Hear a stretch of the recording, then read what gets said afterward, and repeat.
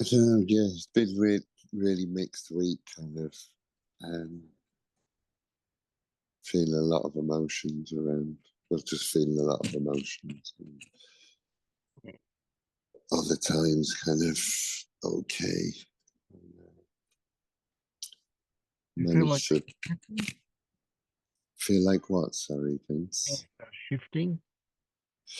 Um, no, to be honest. Before I spoke to Alan, just now, I was thinking, God, I'm just totally in my head. Totally in my head. I felt really heady all week. Like I was really pushing any kind of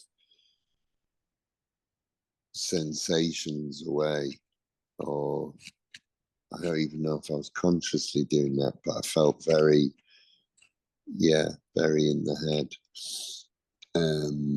So when you say in the head, you mean lost in thoughts? Yeah, in that way of sorry, Vince, I just want to sit back and in that way of kind of so lost in thoughts that I'm not aware that I'm lost in thoughts. I'm just lost in the thought, kind of trying at times to, I was going to say, get back to see something else, but I was like not being able to, and just, it's okay, just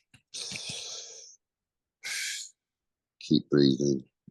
So when you say trying to get back, does that happen when you're lost in thoughts or afterwards? Yeah, I think it's intermittently. I can kind of say, like, at a certain point, the thoughts kind of become obviously crazy or overwhelming, and I just say, "Oh, come on, come on!" Yeah. It's that kind of a feeling. Yeah, like, come on. And when I say get back, I kind of mean like, I know, I know this isn't Yeah. the way things are. Like I'm that enough aware. I know that it's that it's thought.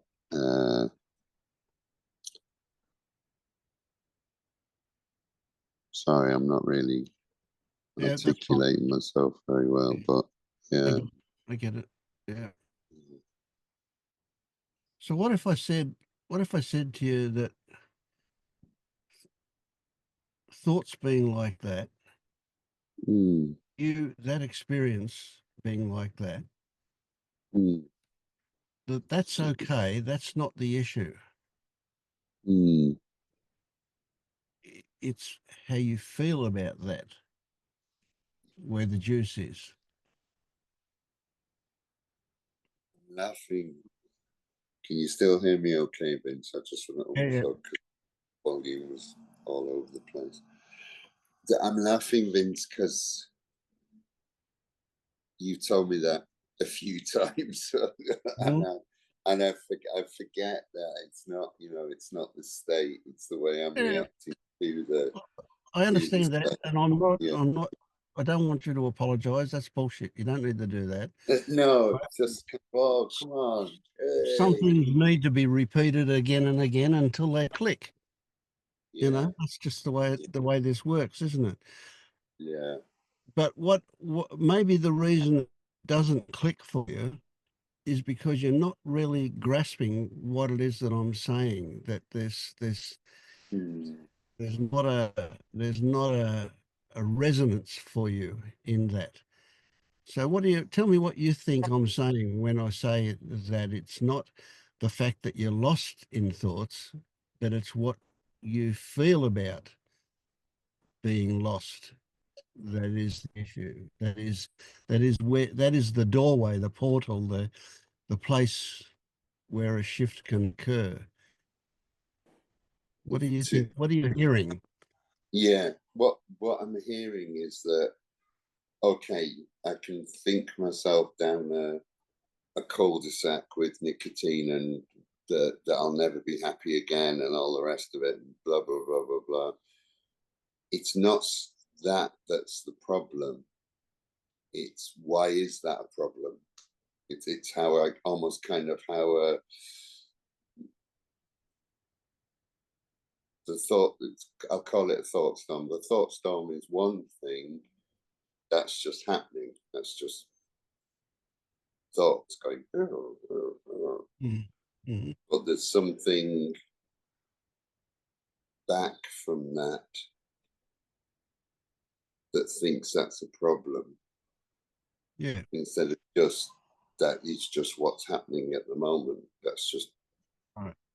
there. Now, so if we go one step further, that's pretty. If you go one step further, can you see how thinking that that's the problem is what makes it the problem?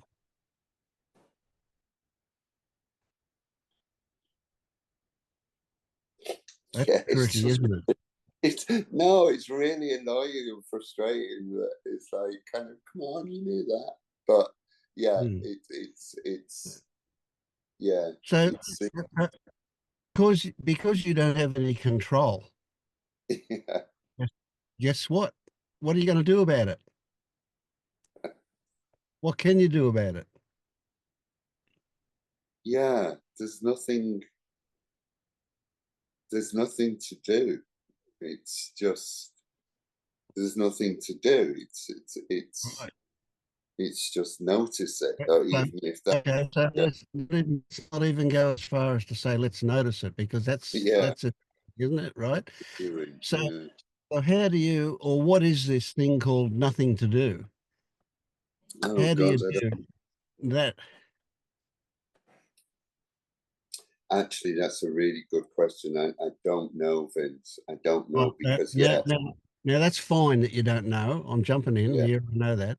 That's fine that you don't know, right? But that is the crack for you. That is the crack that you can get your fingernails into and pull that door open. And it's in that don't know.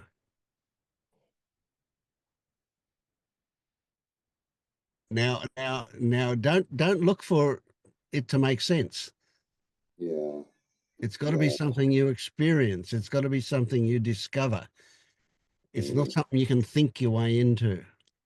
mm, yeah. Because even saying that there's nothing to do, I don't know what that means. Yes. Because I think there Yeah. has to be something. I have to relax, or I have to, I Yes. have to Do observe, something or I or have not to do notice. I something. have to do Yeah. something by doing nothing. Yeah, Yeah. that's really, mm, yeah, yeah, yeah. I had a lovely. It just reminds me, Vince, of I was trying to do some inquiry with who am I, and just I really heard for the first time that I'm not looking for an answer. I'm just exploring Hmm. Beautiful. the question, Yeah. and I kind of like, oh, it's kind of very fleeting, but oh, okay, right, yeah, And uh, that awe is a shift happening. That is it. yeah, That is the a yeah, moment of pure experience. That awe is a realization, a discovery. yeah, That is that is yeah. yeah.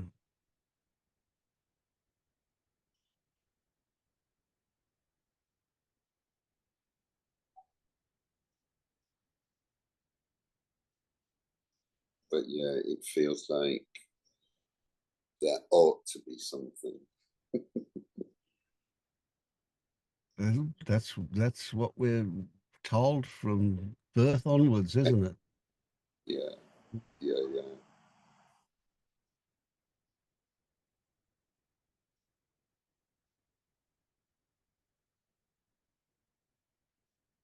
And that didn't work out so well, did it? no, no,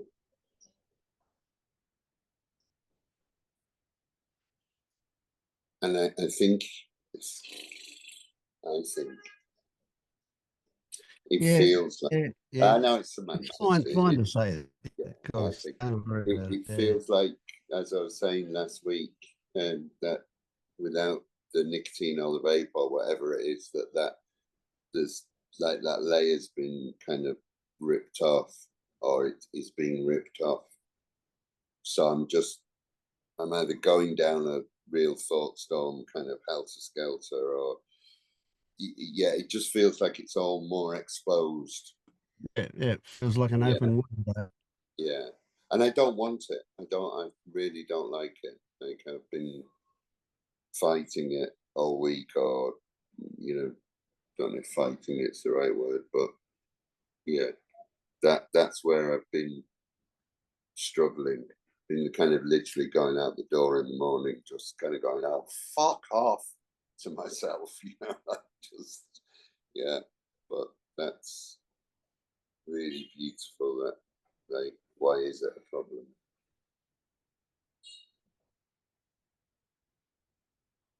Try and sit in that. Well, if you get what you just got, and you stay in that, or you, I mean, it sounds weird, doesn't it? I mean, it's not like you can, but Yeah, but let's say you find yourself in that, then you can just enjoy taking a step, taking a breath, seeing the sights. You can just enjoy the ride. Kick back and enjoy the ride, because there's nothing to do. It will happen. It's happening because you've pulled the plug on the damn wall. It's on the way. So now it's started. Forget it. Let it happen.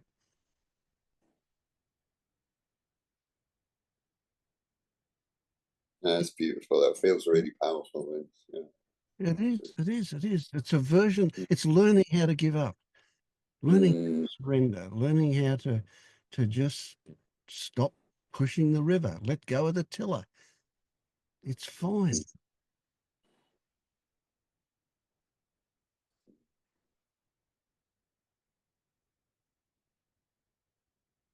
The moment we try to do anything, we create the very problem we're trying to fix. jeez.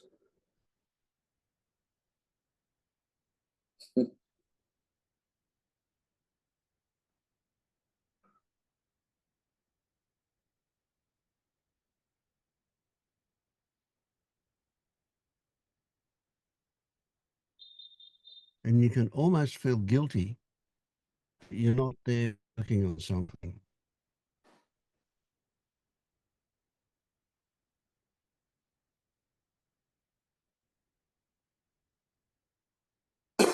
Yeah, it feels more like a funny, like a frustration with that, like, yeah, like what you just said. The last 5 minutes seems so, like, it's really quite simple. It's quite, just, mm,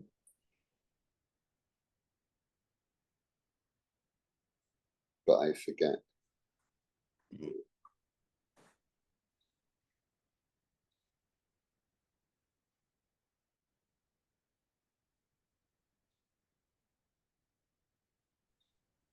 It kind of feels like, oh, this is, like a juicy sensation, or a bit of pain, or maybe there is something in this thought, but it's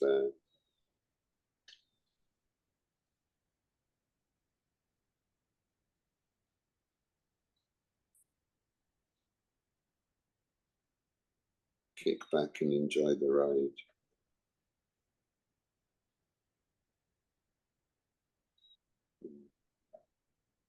It can only be put to you as a possibility, Mm, and you can't do it intentionally, but you mm, can tell if there's an acceptance of that.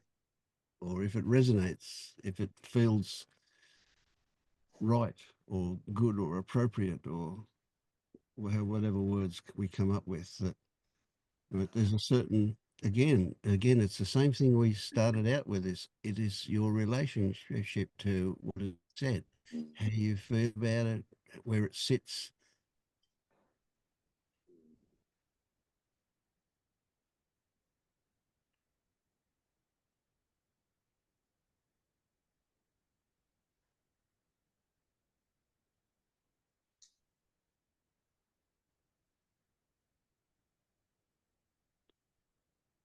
it it abounds in paradox. Here we are looking to induce a change, and that looking to do that is what creates the blockage to it happening. But we can't do it any differently, can we? We can't not do it. We can't undo it.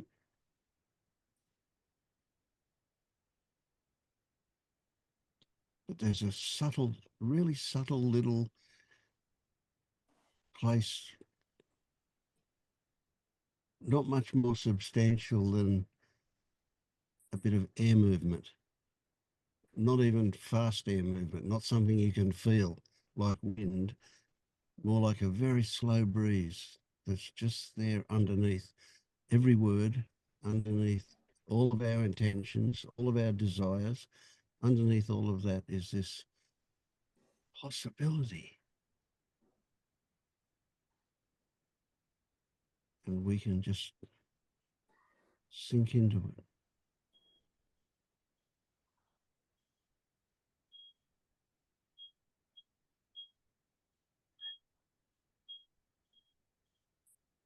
Yeah. How can I put this? That there isn't a conflict there with looking at some, I call it shadow work for one, that I don't quite understand, but looking at kind of old pain or shadow work, that can just sit alongside doing nothing. Yeah. Well, oh, Yeah. So the tricky stuff with shadow work, with that stuff, is that, yeah, it's our original conditioning, and it's mm, taught us to have a certain attitude toward ourselves and so on. And we see that it's something there in the past. But the reality is, it's our current attitude towards it where the opening is for us to do some mm, work on. You mm, know, we can mm, metaphorically look at the original conditioning and the consequence yeah, of that original conditioning, and we can say, oh, back when we were innocent, that's back when we didn't have the perspective of an adult to recognize that it wasn't about us. It was other people and circumstances expressing what they were about. And somehow, because of our innocence, we took it on board and we blamed ourselves. We said it was our fault and we're guilty. mm, And then we felt shame about that. And then we learned how to avoid that because it was uncomfortable. And so yeah, that you can kind of build up a story where you can go, okay, so here's this shadow work. If we can recognize that that was inappropriate conditioning that we believed, then we don't yeah, have to respond to it. But it's now that we don't have to respond to it, not back then. yeah, yeah, yeah. That feels very true. It's whatever's happening now. Yeah. So That's a what I consequence of. what I was giving you was a way of not needing to go through all of that stuff. You don't need to find out all this heavy shit from your past and bring it up and Mm, get rid of it. We can go directly to what's there now, mm, and the way that we can best value that, to recognize that it's a creating something out of nothing. It's a belief that we're responding to. Now, we can't change belief, but we can recognize when we respond to it, and that is that it will change as a result of that. yeah.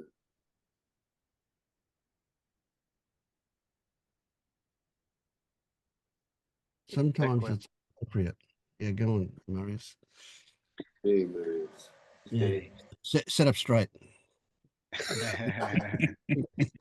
I was just. I I kind of just want to tell you to throw out everything you know about shadow work Oh, and okay. tell God. you to just feel your shit. Yeah. Feel it. No, Mm, no, there's no explanation of what it means. There is no reason why it's there.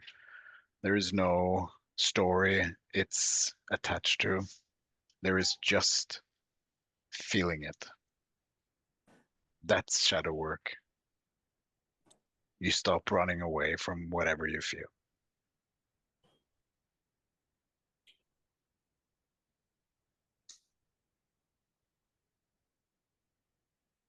yeah.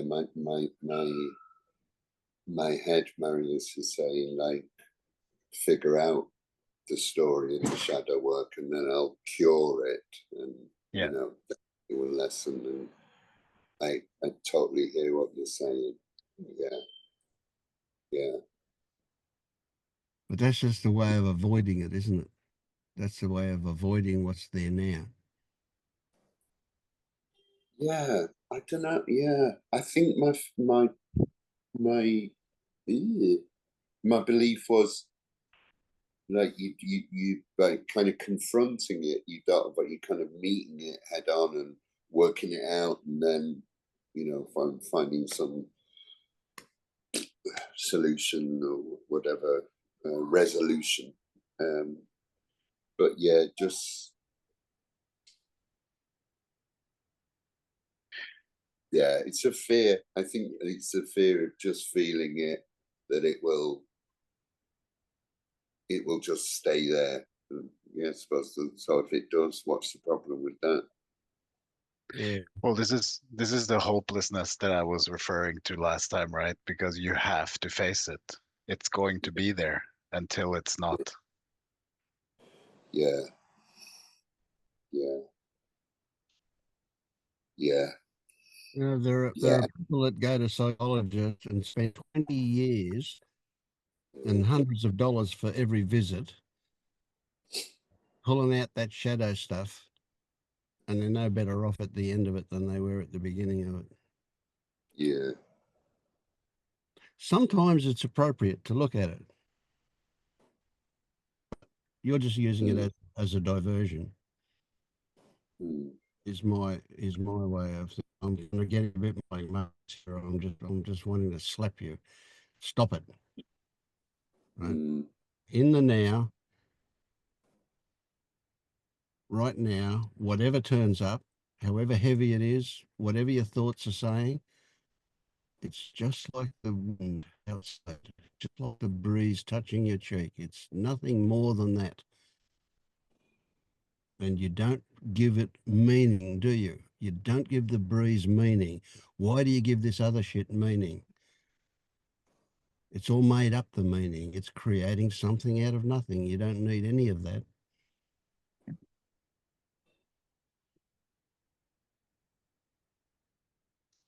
Well, I guess it's like the breeze feels like the breeze. It feels gentle, whereas the Yeah. kind of cravings and despair and whatever. Yep. They've got a story attached. They feel overpowering and life-threatening or whatever. It's the meaning that you apply to it that makes it overpowering. And then you respond to it and have that experience of it being overpowering. But that's the meaning. Now, you don't give the breeze touching your cheek any meaning, do you? You just accept that that's there. You don't try and avoid it. You don't try and stop it. You don't try and divert it. It's just there. And so is everything that turns up in your experience. It's just.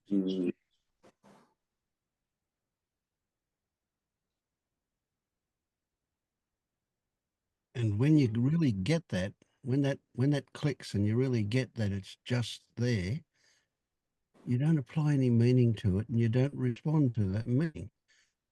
All of a sudden it's just there. And you know what? When you recognize it's just there, within seconds, you forget about it. You move on to the next thing. I mean, how long are you aware when you go outside that the breeze is touching your cheek? You know, that's a thing that you become aware of and it lasts for 3 seconds. And you move on because after that it's where am I going or what am I doing, you know?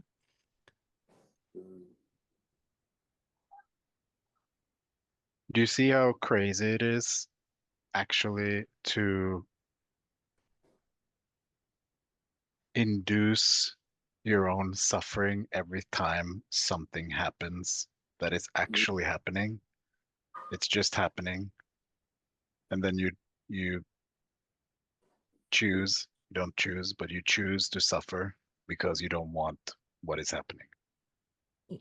Instead of just, this is here. This is what I'm going to feel. For now.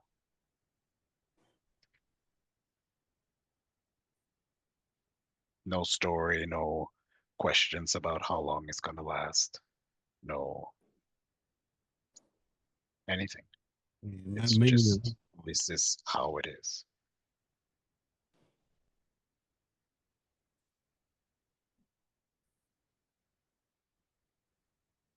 It's the resisting of life that is creating your suffering. It's not the actual uncomfortable feeling itself.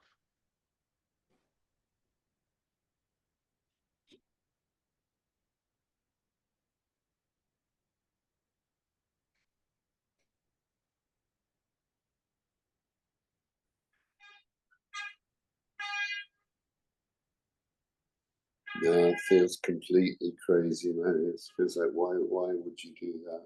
But yeah, Yeah, but like when you have to choose, it's we've been taught this, right? We've been taught that life is about feeling good.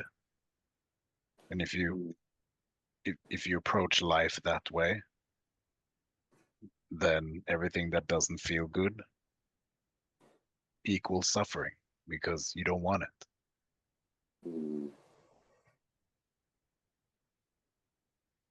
And the belief that would be fruitful to change here is that all of it is a part of life equally.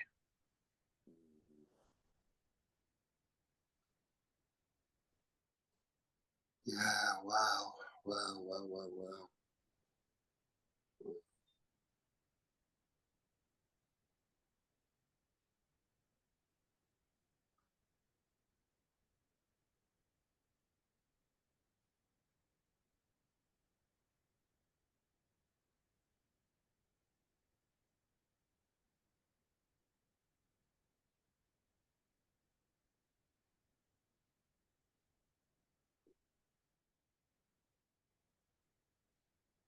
So what are you feeling right now?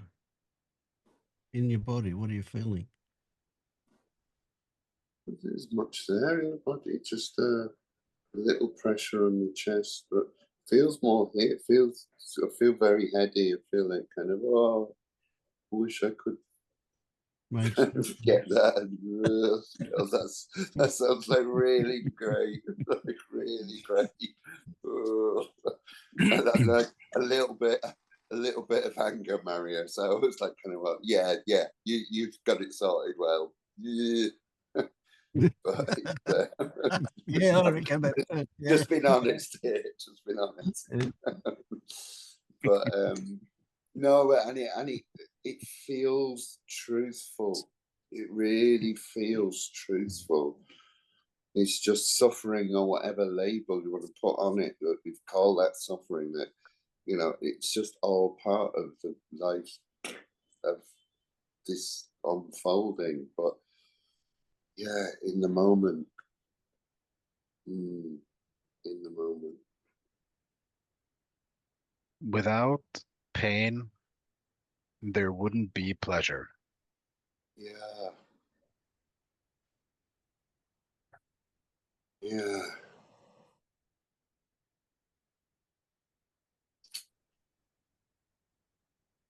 Mm,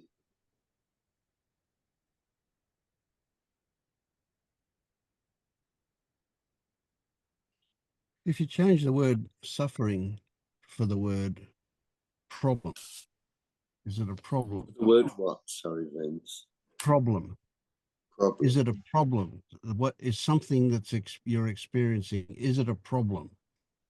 Mm, It's kind of, it's like if you see the word suffering, it's kind of easy to put that in as a physical experience. But yeah, if you use the word problem, you can see how it's made up.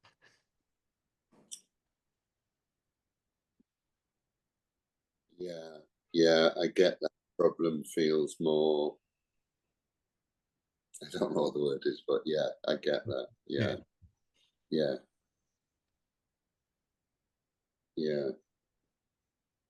And the only problems, so here's the tricky one. The only problem we can have is to think that something's a problem. Yeah. All problems can fall under that same umbrella, that they're only a problem no matter what you're talking about. They're only a problem because we think there's a problem.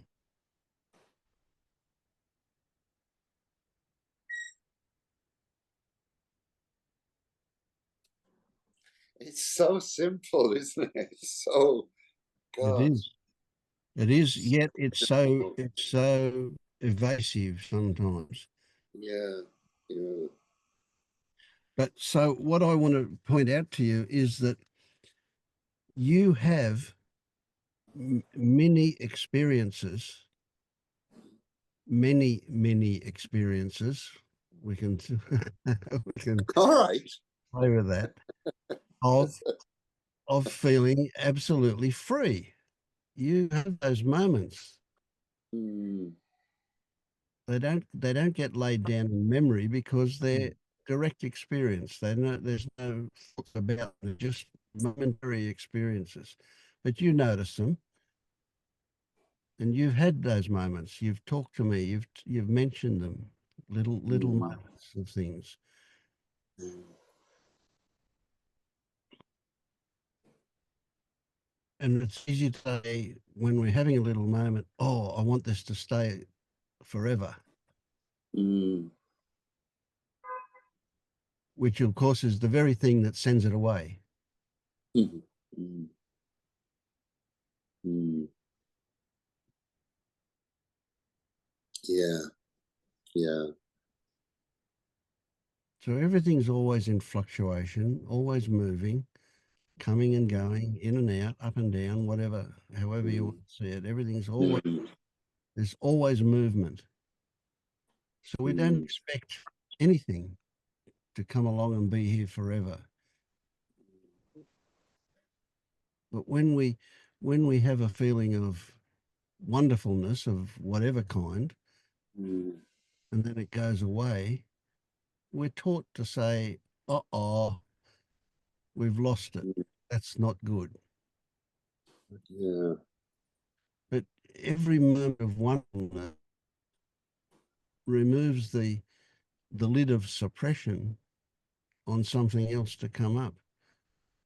So every moment of wonderfulness that we experience invites something to be cleared out. And it's that stuff that comes up that we go, uh-oh, we lost it. When in fact, we didn't lose it. It was just something else to be recognized as the breeze. It's just there. And this is your shadow stuff. It'll come up the moment you feel good. Some shadow stuff will turn up. And the moment you just see it as, oh, it's just there. I don't have to describe it. I don't have to explain it. I just have to recognize that it is what it is. And yeah, sure, it doesn't feel pleasant, but it's just there. And then it's gone until the next thing turns up. And we've got a million of these things, every one of us. You know, the older we are, the more we've accumulated. So there's a lot of stuff to come up, but it will come up and go, just out. Chung, chung, chung, chung, chung, chung, it's gone.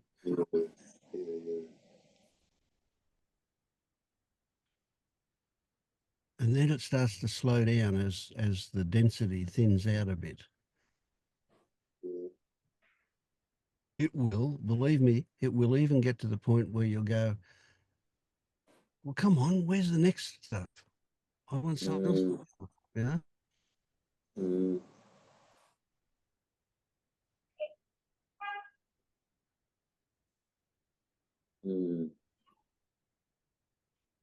It's possible. Now, this is just a fantasy for me at the moment, but it's possible that something will click in you about what we've said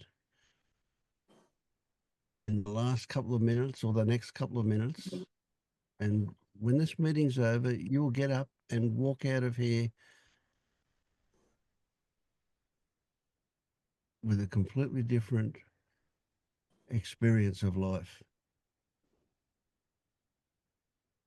I almost said you'll walk out awake, but as soon as I said that, as soon as I thought that, I thought, oh no, that's creating a problem. You know, Dennis knows about that one. He's confronted that problem again and again. We mustn't call it that, but we can. It's a lot easier to accept if we just talk about it as having a different way of looking at things. And all of a sudden it changes our experience of life. That can happen. It happened for me with one sentence. I know it can happen.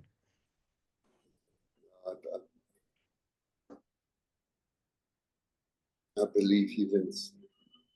I don't want to grasp onto that. I probably have already. Yeah. But you know what I mean. I don't want to. I knew as soon as I mentioned it. Yeah, that's right. Yeah. Yeah. But it does feel, in this moment, it feels very clear and not simple, because none of this is simple for me, but clear. Yeah, it's ultimately simple, but at the same time, it's ultimately complex. Yeah. They're not contradictory statements. They live side by side, or one inside the other, or the other inside the one. Yeah, it's like that.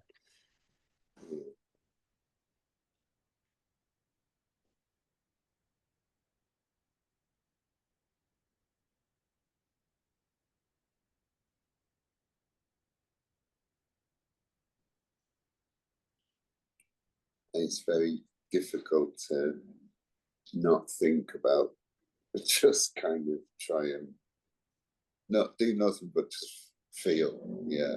Just don't even do that. Don't even try that. No matter what you can think of, and anything that you can think of is not it. Yeah.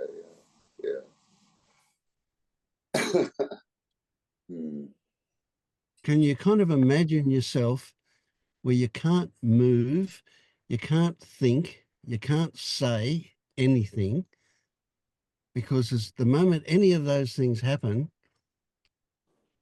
you create a problem. that the only thing that you can do is disappear. The only thing you can do is be so quiet and so still that you don't exist. Can you get that feeling, a feeling for that? It's not possible to do, but you get the kind of idea of it. You get is there a feeling somewhere in your body of that this is totally helpless, that there is nothing you can do as a human being, because everything you do creates a self, or the illusion of a self, but it creates a self.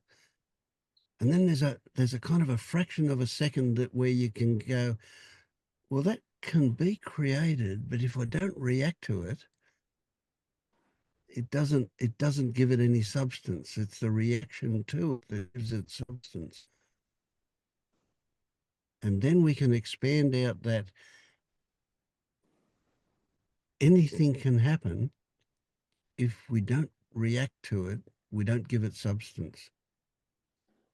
I know we're talking really esoterically here. It's really, really difficult to, we're not talking substance. We're talking attitude. We're talking consciousness. We're talking some movement that can't be bottled and examined, can't be seen, can't be held, can't be anything. It's just the energy of movement. Even that's going too far.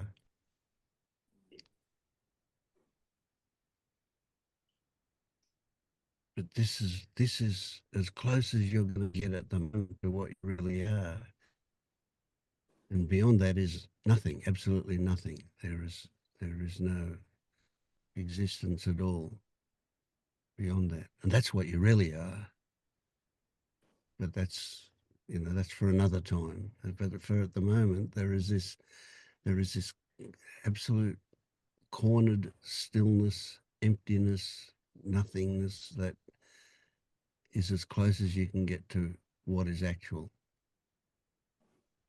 And then out of that emerges experience that we give meaning to. And as soon as we give meaning to, we create a self. And that's okay as long as we don't react to it. It's the reacting to it that turns it into something that we call a problem or suffering or anything at all, good stuff or bad stuff, anything. So all we are in the real world, as getting in our daily life thing again, the reality is that we just react all day, every day. We just react. Now, whether we react to external circumstances or whether we react to what turns up in our head, doesn't matter. It's no different. We're just reaction bunnies. But then there's a way of also that reaction just happens. And so we take out the substance from it again. The moment we see that it just happens, it doesn't mean anything. And so there's the appearance of a self, but no actual self.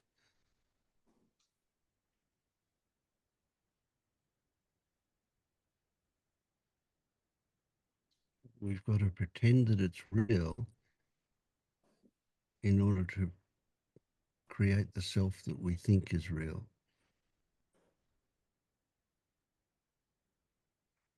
It's really subtle stuff. Really, really, yeah, it's really.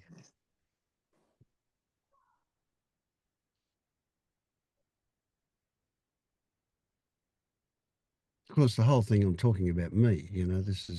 This has been what I've been buzzing on for a couple of weeks now. Is that really subtle, creating something out of nothing, and then there is that can be there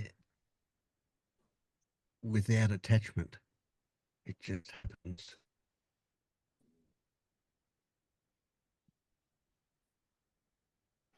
I think it's that. Oh, I'm reacting. But that without attachment is that feels so profound. That like there's Yeah. juice. Yeah.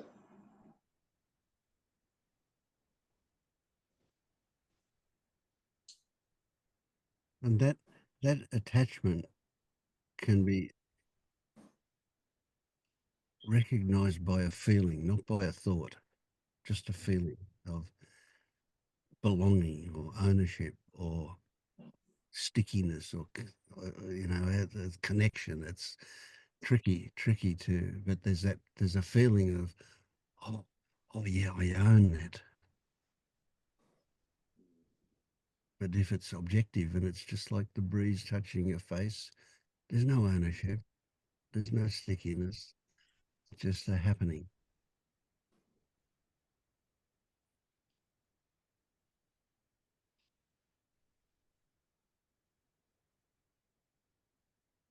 But we can't live in that place all the time. We just we can just visit it. Mm.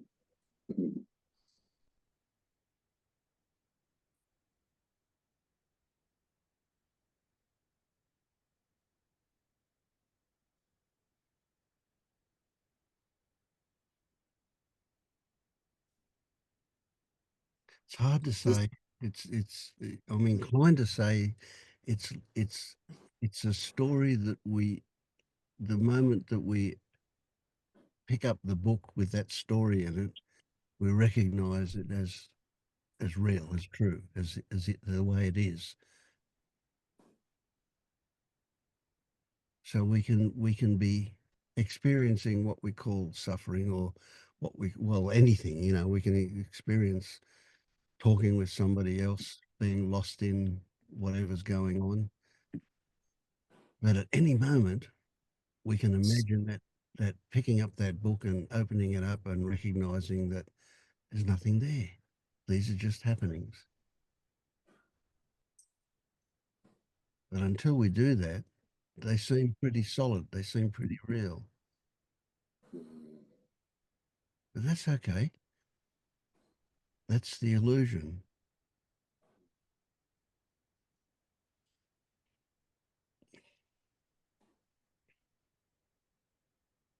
I'm told that there are people that live constantly aware of that. Yeah, I'm a bit skeptical. I don't know whether that's true or not, but certainly not here.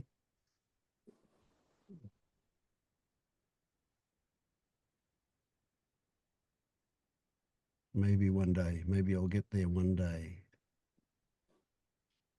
But I'm not chasing it. It'll happen or not.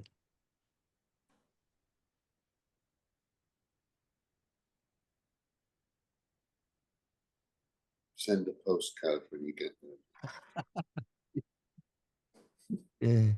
Well, on the other hand, I kind of have to admit I'm a total fraud. All of this bullshit is just yeah, yeah.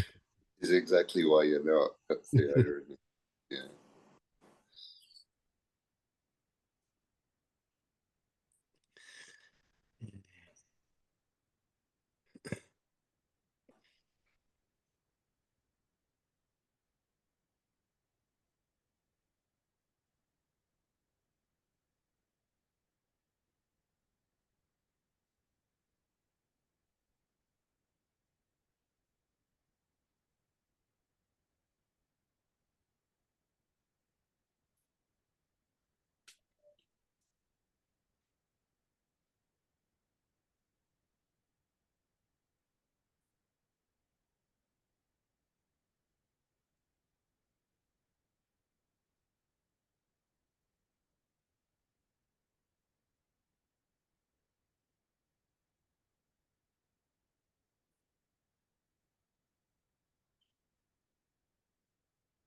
So when you said earlier there were ups and downs,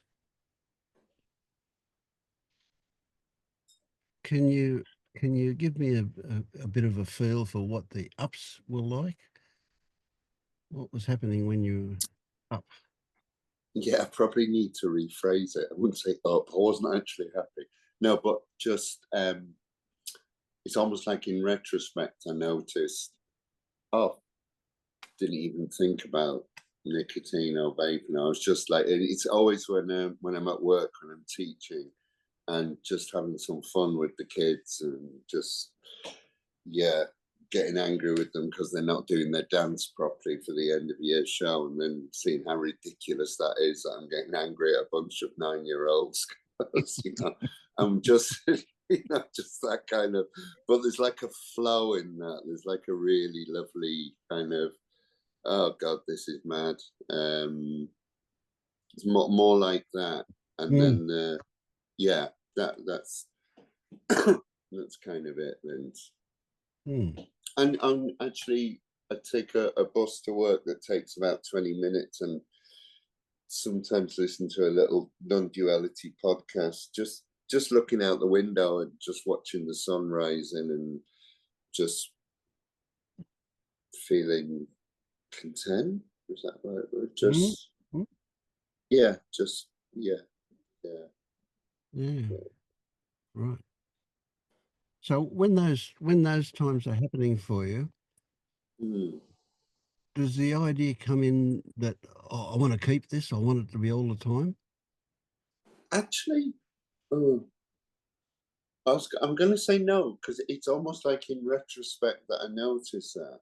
Yes. You know what I mean? I kind of think, oh, you've been in your head all that. And no, you haven't. No, you haven't even thought you were in your head for the last 3 hours since lunch. You've been running around like a blue ass boy, but it's all been, yeah.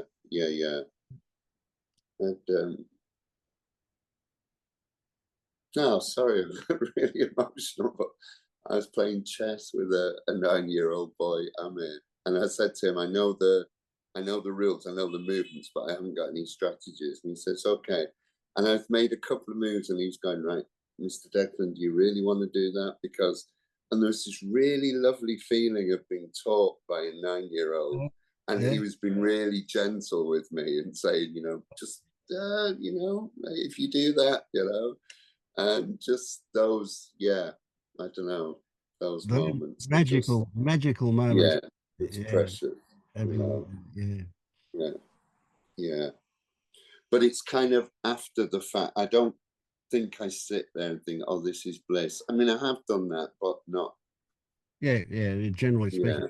Well, as I said earlier, the reason that almost doesn't get laid down in memory is because it's pretty much direct experiencing that's going on. Yeah. There are no thoughts involved with it. No. Yeah. Yeah, I'm just in it, just doing whatever I'm doing, and yeah. I mean, thoughts do happen throughout that. So we can actually talk about they're not the kind of thoughts that say this is special enough to be remembered.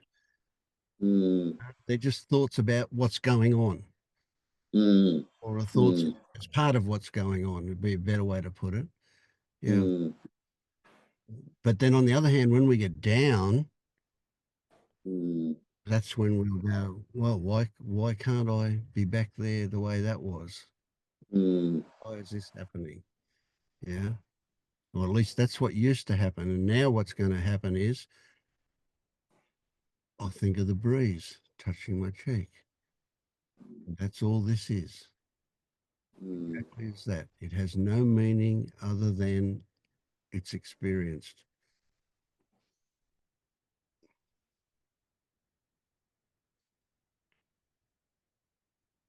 Now, if that occurs, and it might occur 1 out of 100 times or 50 times or 20 times or whatever, if that occurs, you will become aware of how that immediately changes what's happening for you. It's not the intent. Don't get sucked into that one. It's not, the idea is not for it to do the change. It's just a happening that will occur. So do you get at a really deep level, can you get this feeling about the meaninglessness of being touched on the cheek by the breeze when you walk outside. That it is just a happening. That's easy to see, that it is just a happening. And you don't even give it any real thought. You might even not even be conscious of it happening to you, but you could be. It's just purely a happening. And everything that turns up in your experience is the same as that. It is just purely a happening.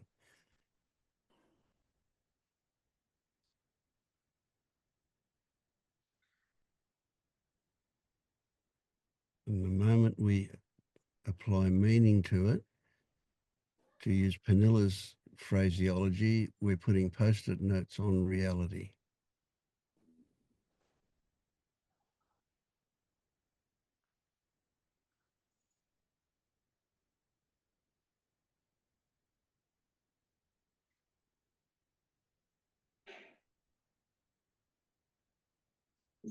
It feels like something I really want to sink into. That,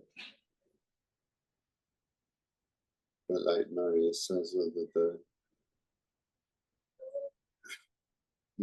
it's not about kind of relaxing or pleasant feelings. It's just about feeling whatever it is and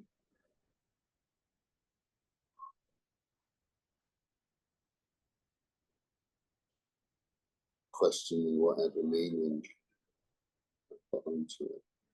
Or just dismissing whatever meaning turns up.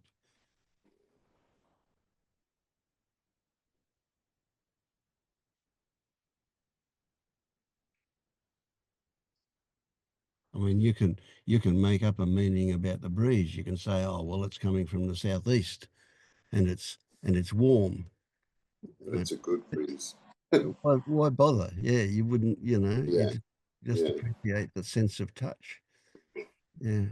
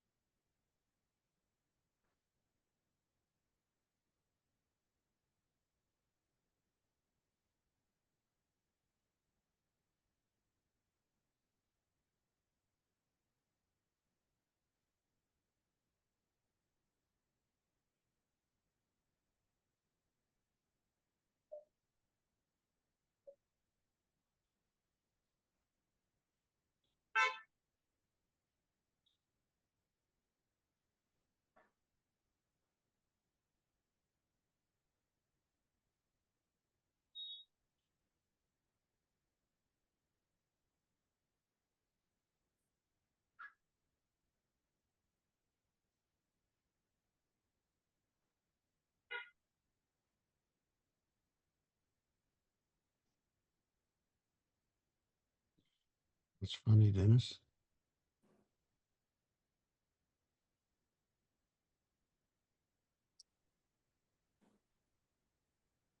And every now and then a little thought just popped into my head and then off.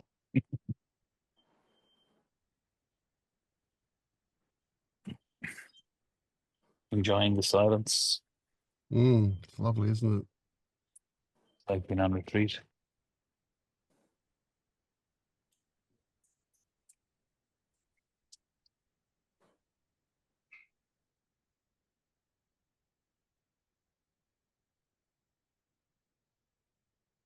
Yeah, I was just realizing that, I don't do this during the day normally. I don't do it by myself. It's a special moment when it happens here. It's really great. Yeah, I'm really enjoying the pace of the meeting, dialogue, just lots of gaps and then the silence was lovely.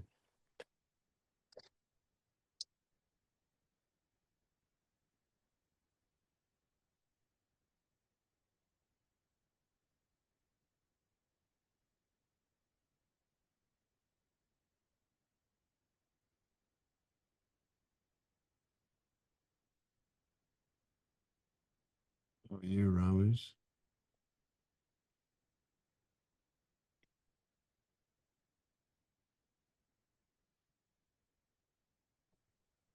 Hello.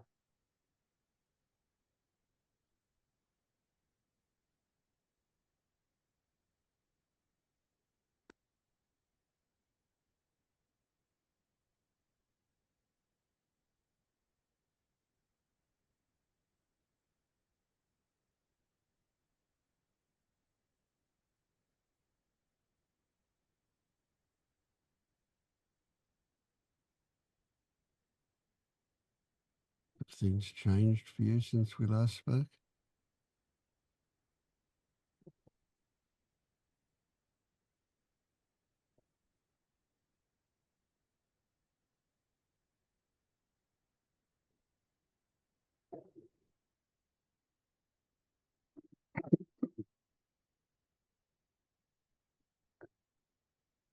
I have no idea. I don't remember. Yeah. Why do I think that's a good sign?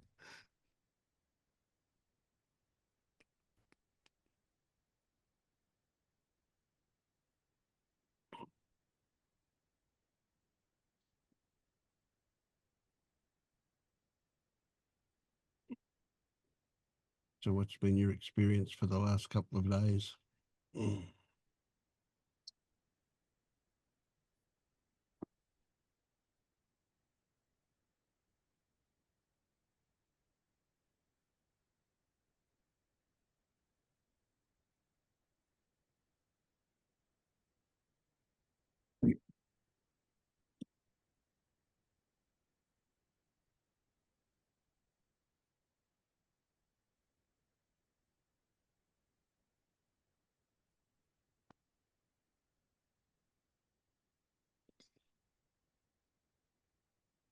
Um,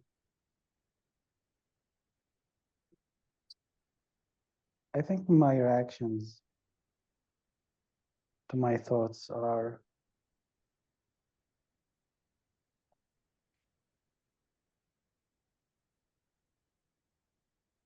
less reactive. Um, but also I feel like I can't focus and I forget stuff more often.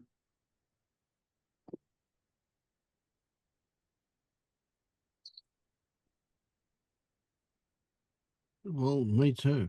How do you feel about that, though? I feel old.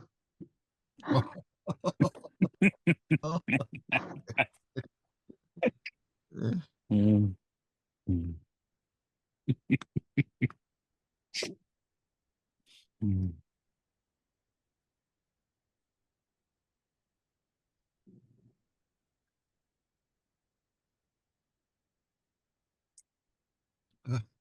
Is it good to be old?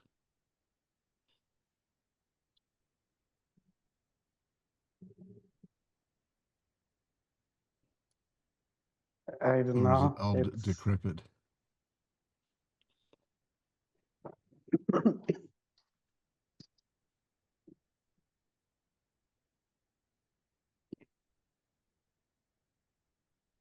it's kind of quiet, sometimes boring.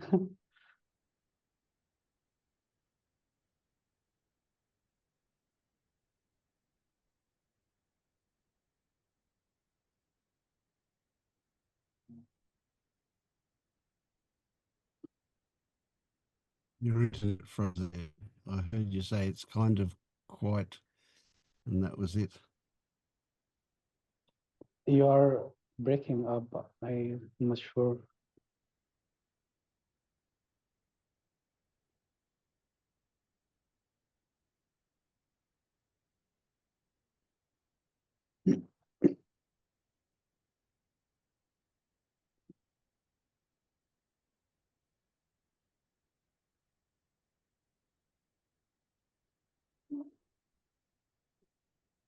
Is Vince breaking up only for me or what? Yeah, you. No, for everyone. Oh, is it me then? Is it? Okay. I've got a speed check.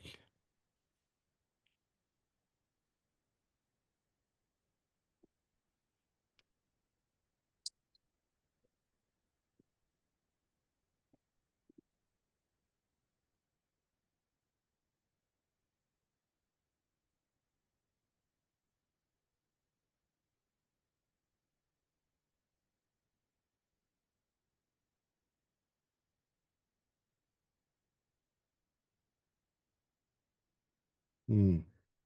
And my internet is a bit down, a bit up and down. It's running about half the normal speed.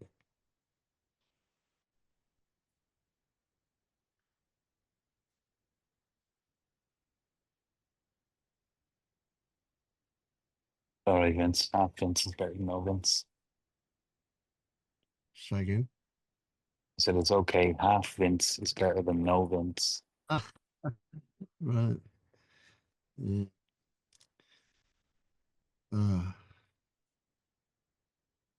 Because it fluctuates every time I put in an error report and they check it, it comes up good. It does this. Mm.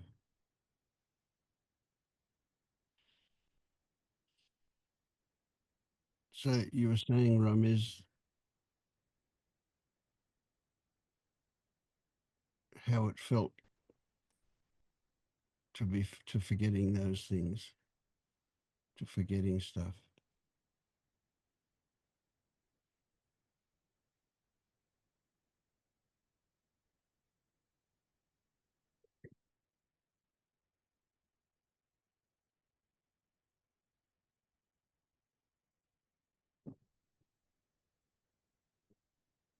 It feels like I can believe anything. I can,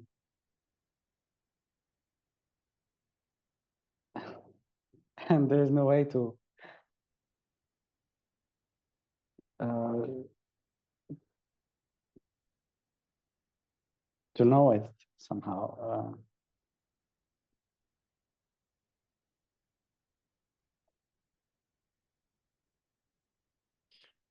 So I see that as a good thing. How do you feel about it?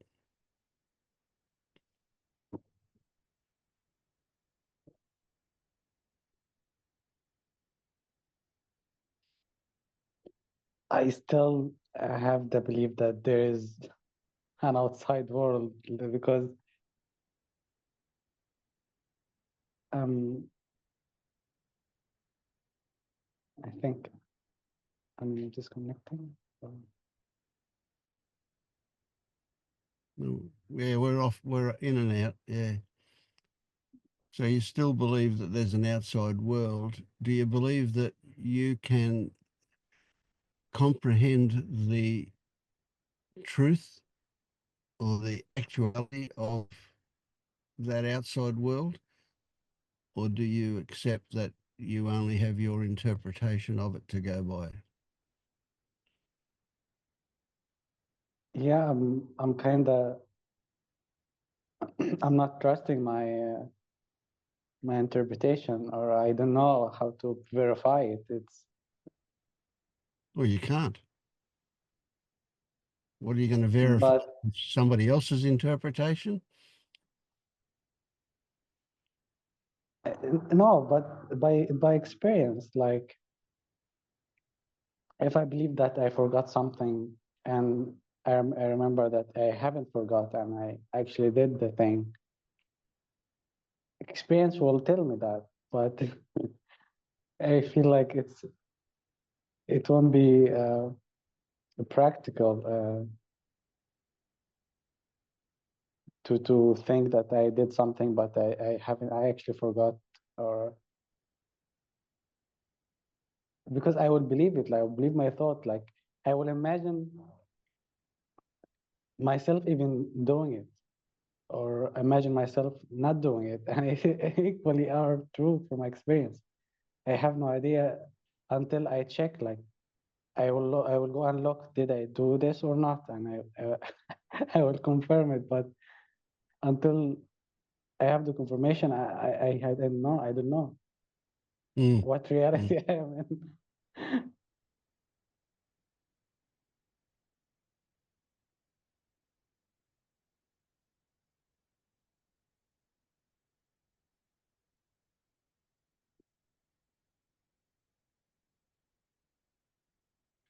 Yeah, yeah. When you point to it like that in daily life thing, yes.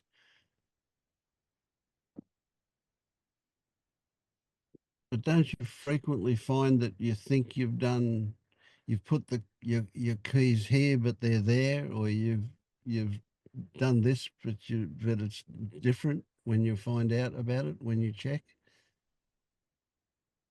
Isn't that a common experience?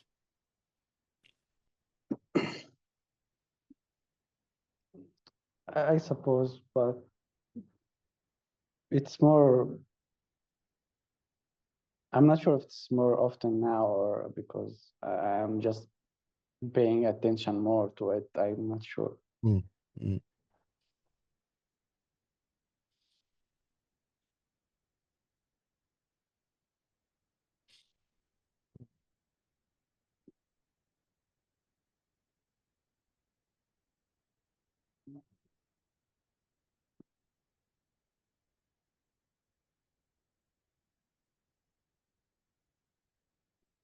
So can you distinguish a difference between remembering that you've done something and having a feeling that you've done it? Can you distinguish those two different as experiences as different?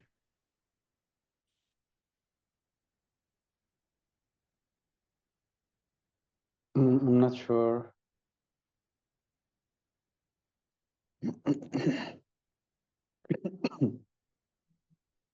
So when you remember it, you replay it in your memory. You imagine the sequence of things again, and you remember it like you're replaying it. Yeah. But then there'll also be a different experience where you just feel that it's been done. You might say you know it's been done, but it's a feeling that you're talking about.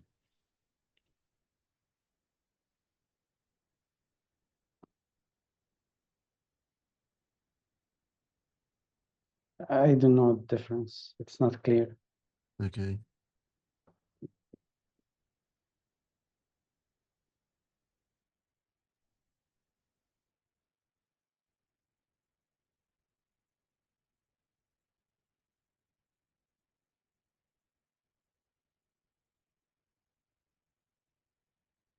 But I sometimes have the experience where I know somebody's name. I know that I know it, but I can't remember it. I can't recall. I can't It's almost on the tip of my tongue, so to speak, but I can't remember it. I can't recall it. I can't bring it to the front of I can't say their name, but I know it. And then 10 minutes later, I could say it because it turns up for me.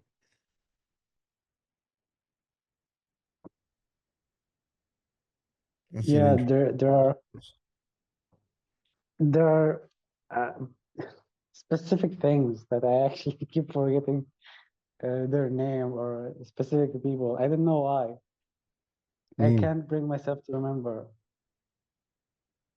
It doesn't matter how much I engage with that thing.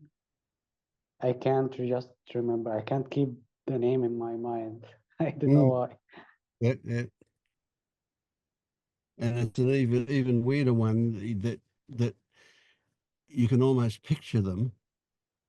You would say that I can picture them, I can see them, I know what they look like.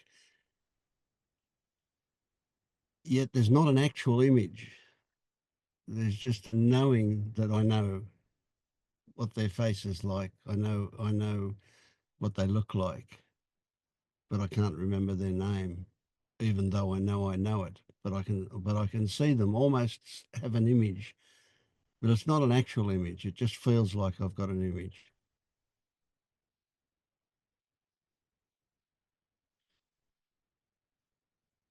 If I could print out my thoughts, I probably would get fairly close to what they actually look like. But I mean, that's magical step to be able to print out my thoughts, isn't it? I couldn't draw them. I couldn't take that image in my mind and turn it into something that somebody else can see. But I know what they look like. I know who I'm.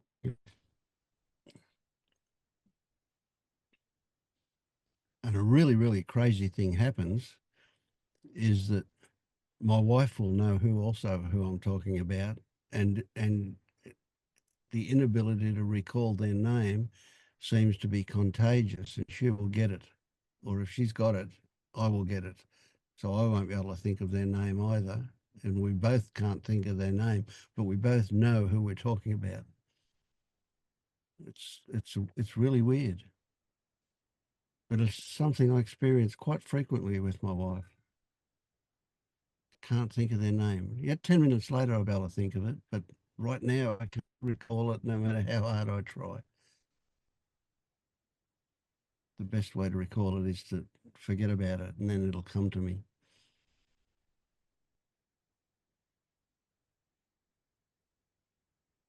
But that's a little bit different to what you're talking about, eh? We're talking about being able to remember if you've done something.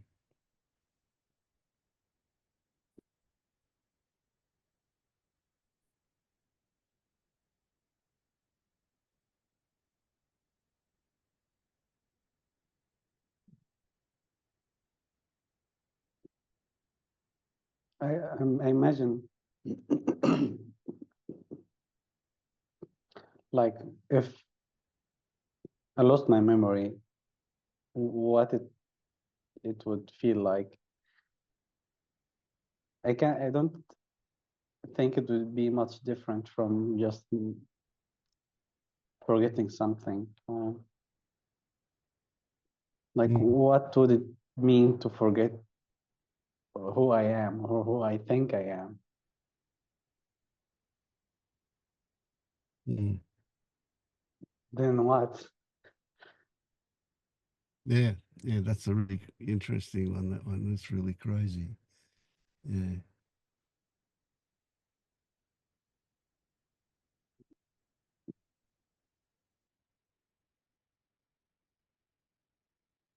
Yeah, some people with dementia can't remember who they are. And for some people, they're really happy in that situation. And for other people, they're tortured because they think they should be able to remember it. They try to work it out, and the frustration that happens when they can't. That's a tricky one, that.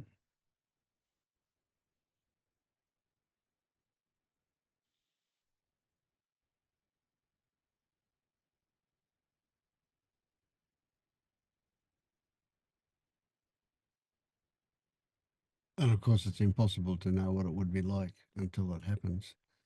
We can only imagine, and our imagination is not really good with that kind of thing.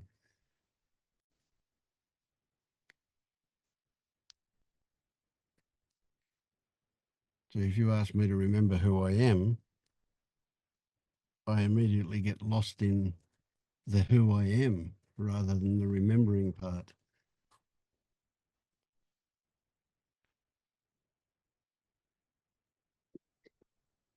I'm thinking like if I woke up tomorrow and I'm in a different body and having different thoughts about different life completely, like how could I know that something had changed? Like Mm.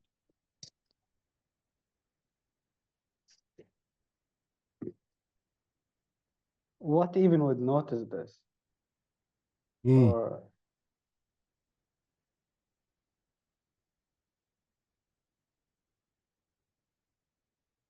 How do you even know that that had happened?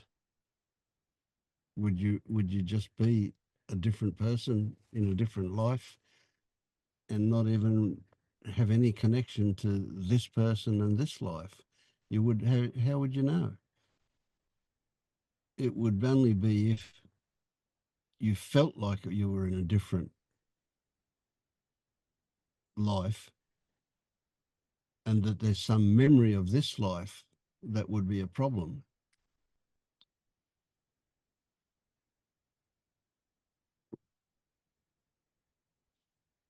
But if you woke it up does. tomorrow, you go on.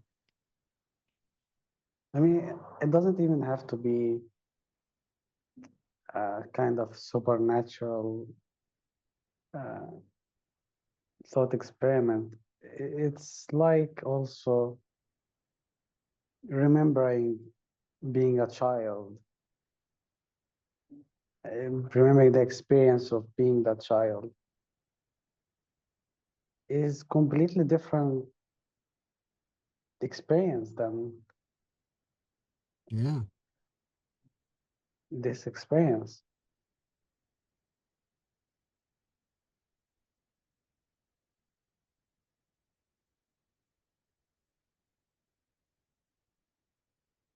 Or having a dream.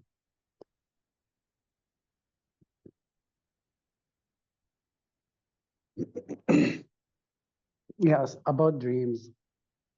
A couple of dreams that I had that's that are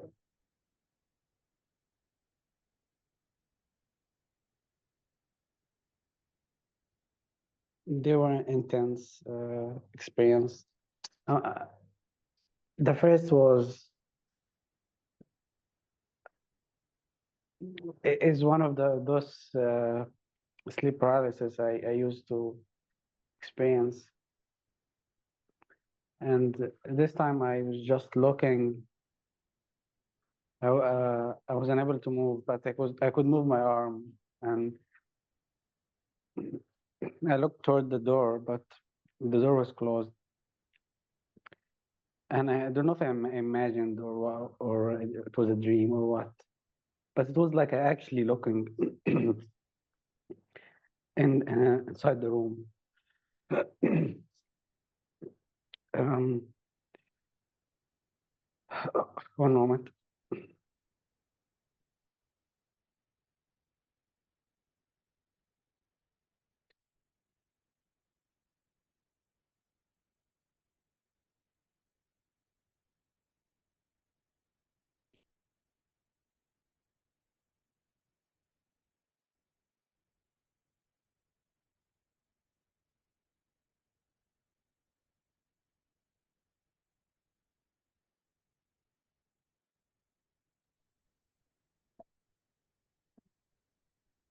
So I saw this little girl was standing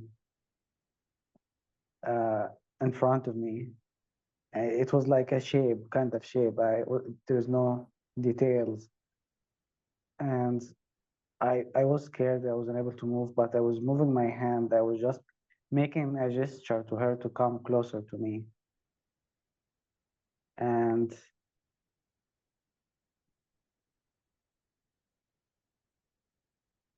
I felt scared, but for some reason I said I'm sorry, and I just woke up. You know.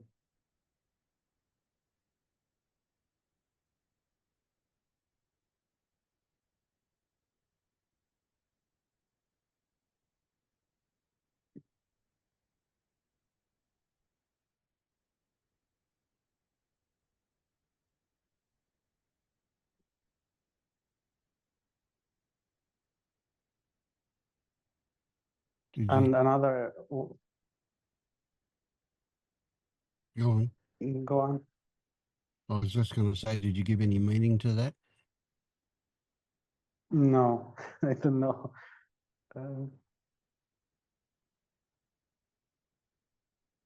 But it's kind of a theme that,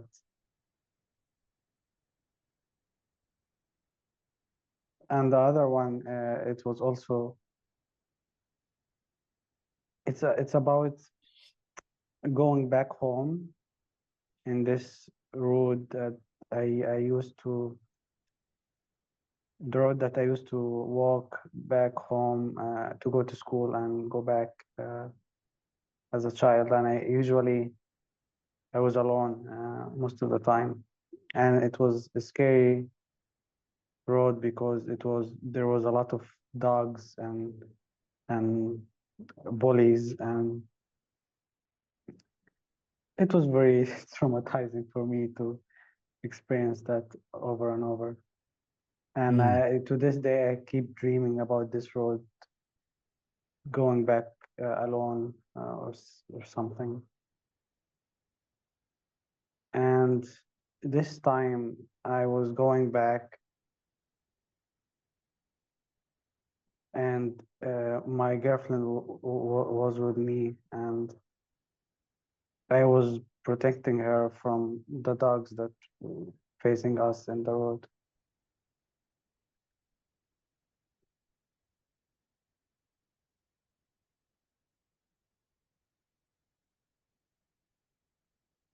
You didn't have to protect her from the bullies, just the dogs.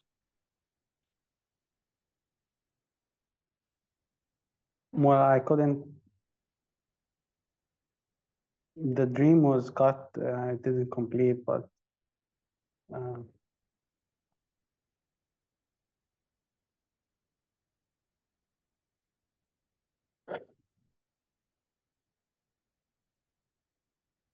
but I can't say that I saved her, or it didn't feel like I did. Mm.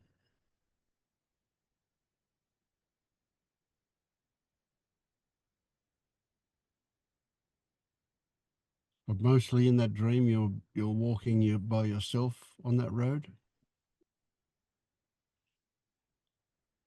No, most of it. This dream, she was with me.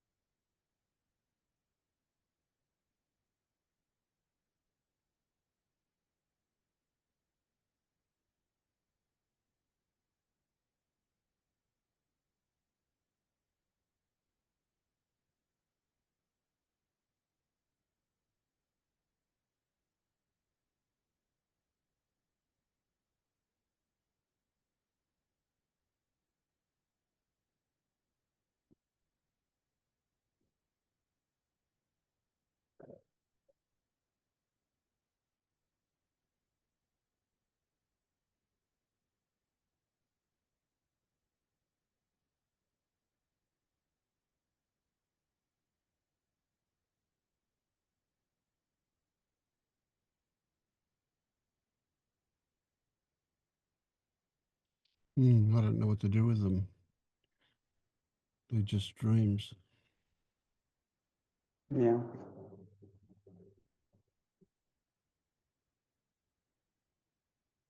It's easy to imagine that they try to tell us something, but it's really difficult to work out what, if anything.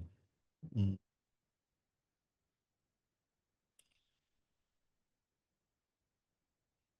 I guess it's probably easier if they're repeating dreams. So if you're frequently walking down that road, that would say something. Yeah, it's a frequent dream to be in that road, but this time it was different that she was with me. And Yep, yeah.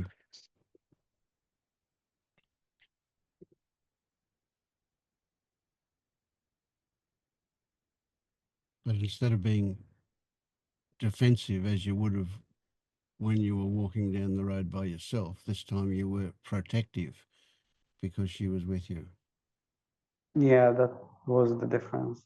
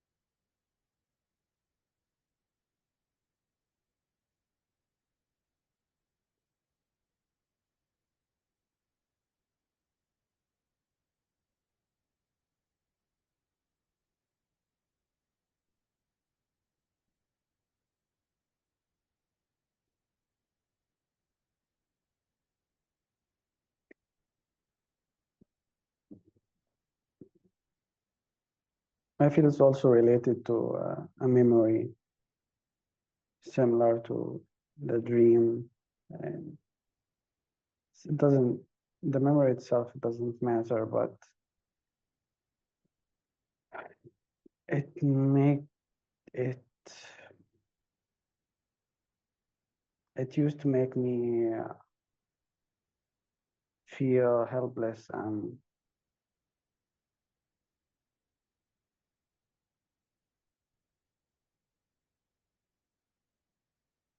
but right now it's making me very angry.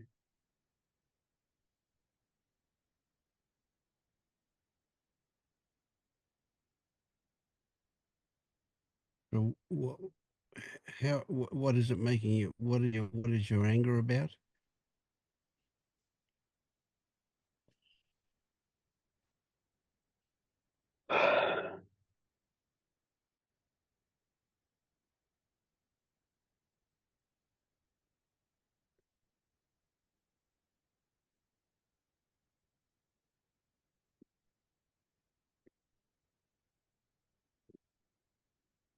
I'm angry about the fact that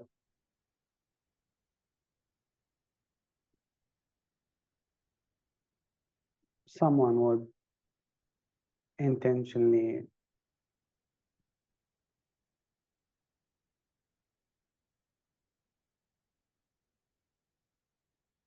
try to scare kids Mm. for no reason.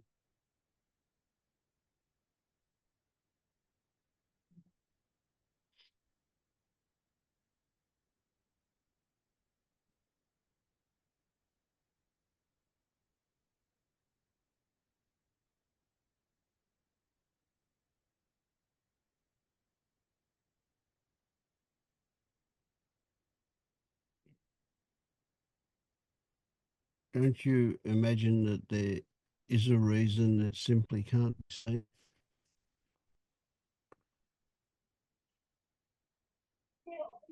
I I didn't get the last part. Mm. That there is a reason, you just can't see it.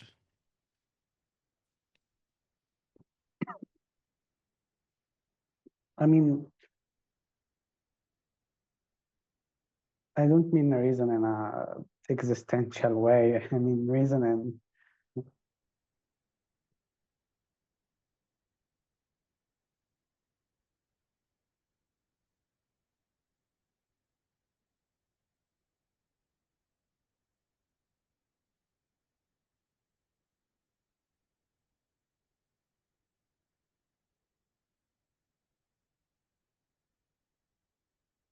I mean, people that are bullies frequently, not always, but frequently become bullies because they've been bullied. And that's a way of them feeling better about themselves.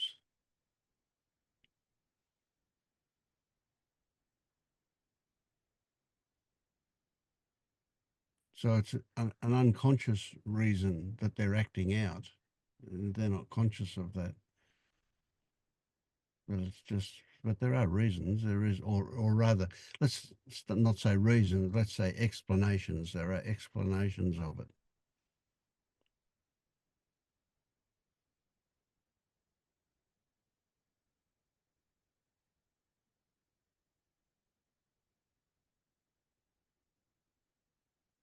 I don't care. Yeah, it I don't doesn't, care what are the reasons. it It's doesn't. fucked up and it just make me angry. Mm. Sure. Okay, I get that. Yeah.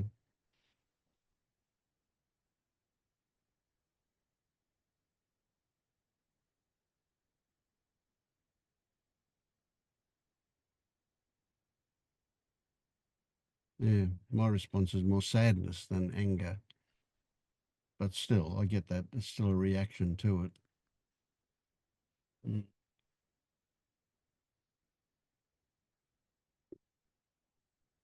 Well, I have experienced the sadness for a long time. Uh, or the memory would make me feel sad. That was the main effect on me. But Mm.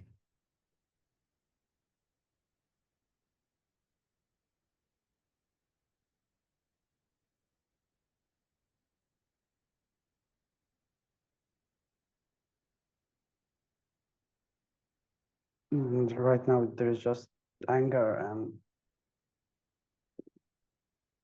Mm.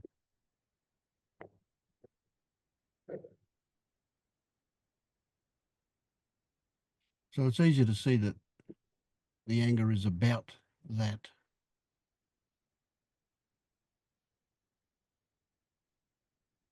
Do you ever consider that the anger is a preferable emotion to what you might feel if you weren't feeling the anger? That if you were feeling helpless or powerless or a victim or whatever you would feel as a result of being bullied, that anger is a much easier one to feel than those things. no, it's the opposite. It's much easier to feel like a victim for me. Actually, I don't know what to do with this anger. Like it's just it's too much for my system. I don't know how to Mm. process it.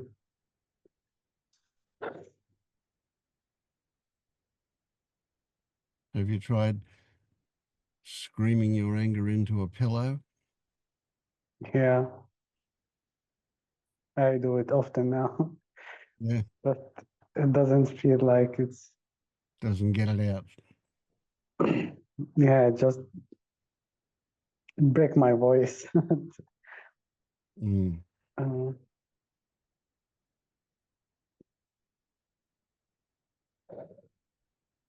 and it seems like forcing, and it doesn't feel Yeah. Yeah. natural. Oh, well, it's not natural, is it? No.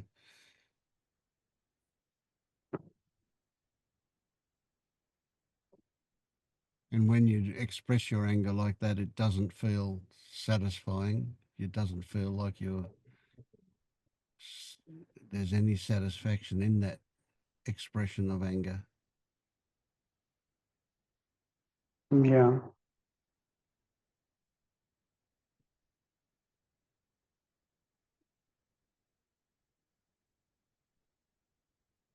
Can you imagine that there's anything you can do that would reduce the effect of that anger on your system?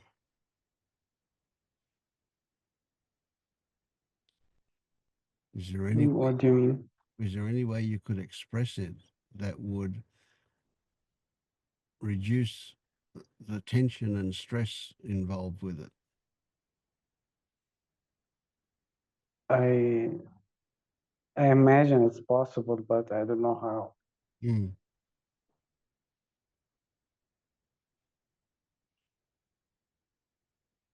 I mean, every time I express or I feel the anger, it just it doesn't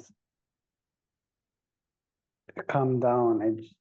It feels like stuck vibration. Mm. Mm.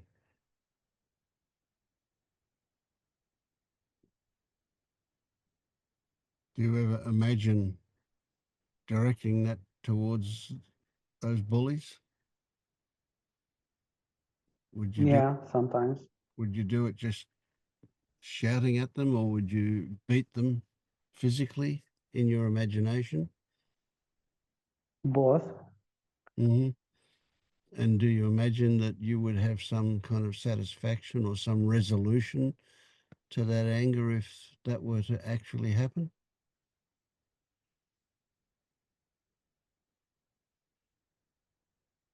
I'm not sure. I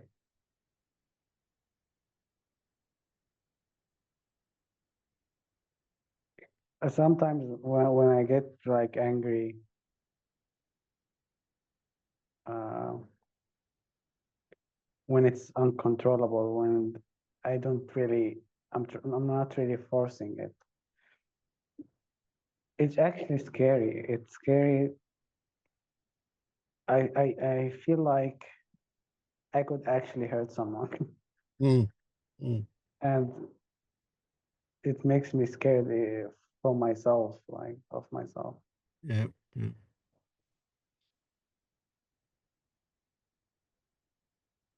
So when does that anger come up? When you just think about it, or after a dream?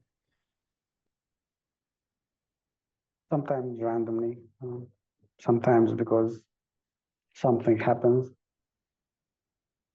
The other day, I was talking to a customer service, They and could be, they could be frustrating, I'm sure. yeah,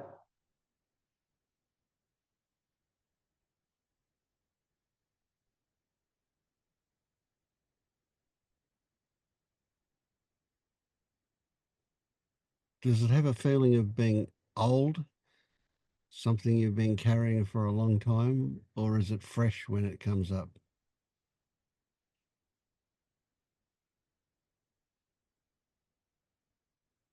um, both somehow.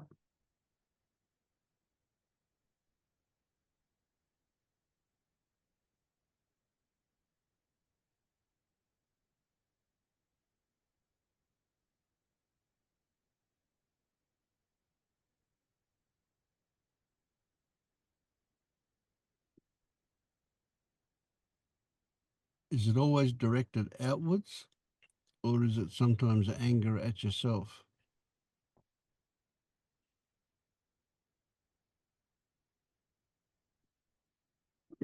Sometimes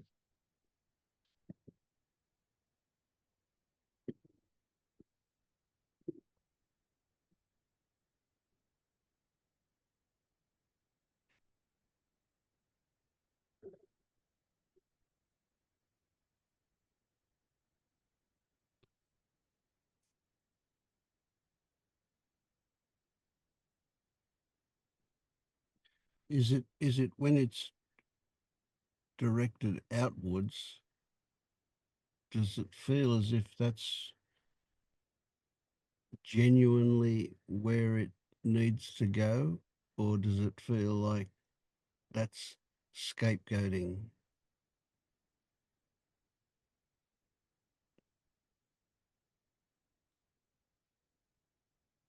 Sometimes it's both. Like um,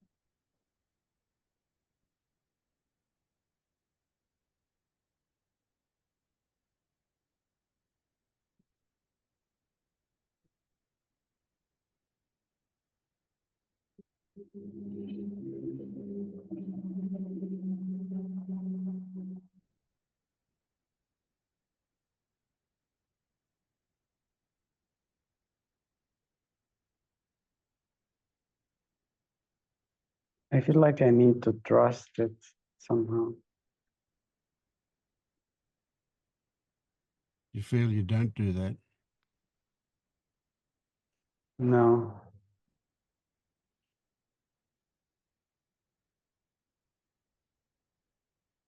So what is the mistrust about? I will do something stupid, or I will hurt someone, or Mm.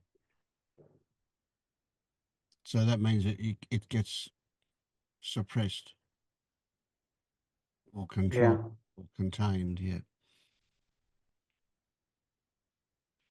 So if you were to trust it, what would happen? What do you mean by trust it? Trust that you can spontaneously express it and it will be okay, or what?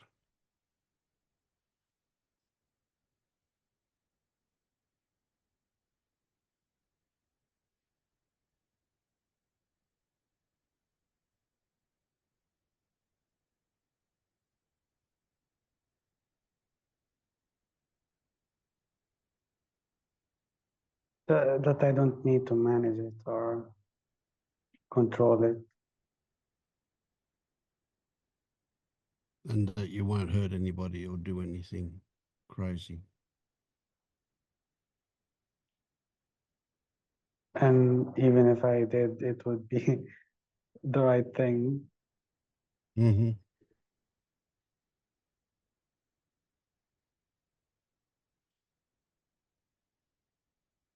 The right thing, by the right thing, you mean it would be justified.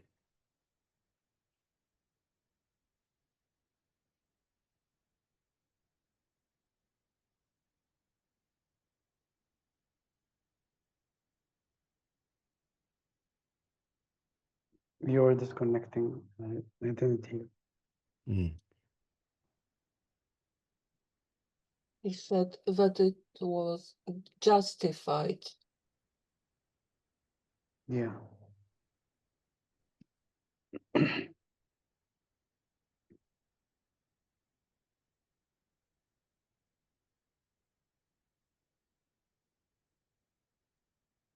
If I may, I remember when I had therapy and we were talking about anger, and my therapist suggested that she can bring some, I don't know what it's called, it's like pillows to punch, let's say, in the session. and I said, no, it's not it. I need to destroy something.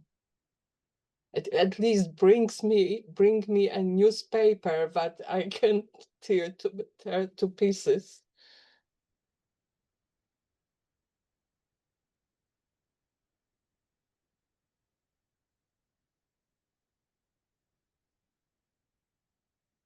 And mm,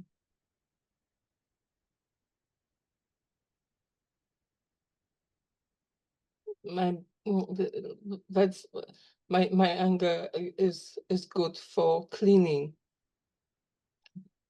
because cleaning is like a bit destroying. Uh,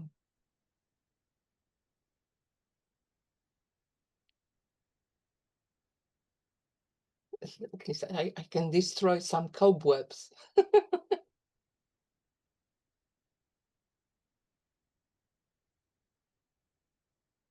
Oh, it is decluttering. Ah, that feels good.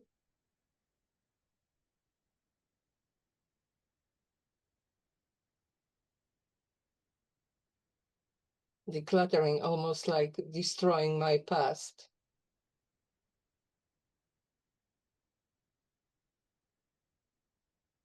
So does your anger, Ramiz, want to destroy something?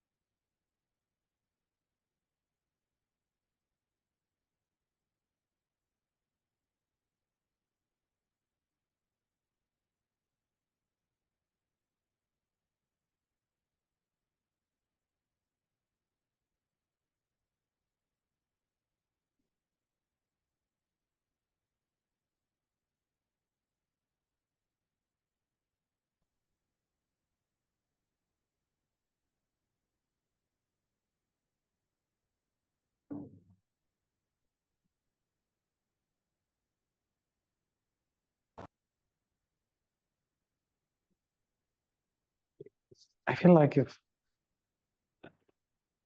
allowed, this anger is kind of like it's taking over me, or something like that. Like I won't be here to manage it, or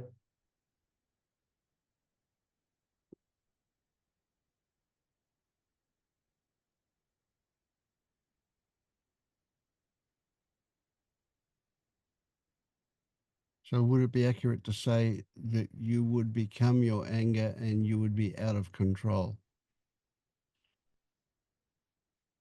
no, the anger would be the anger.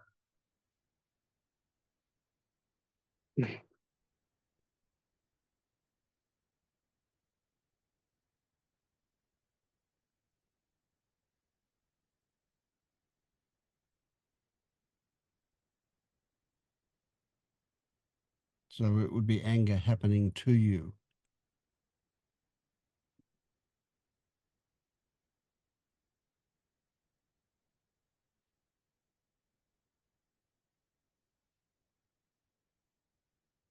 Or by you.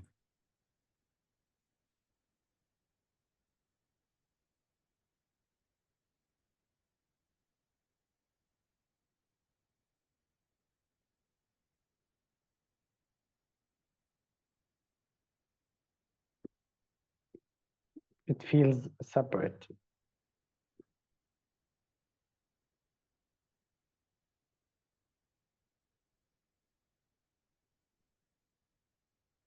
Separate from you.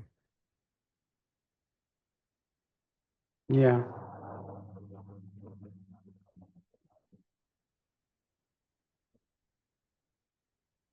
It's almost as if I have no relation to it, or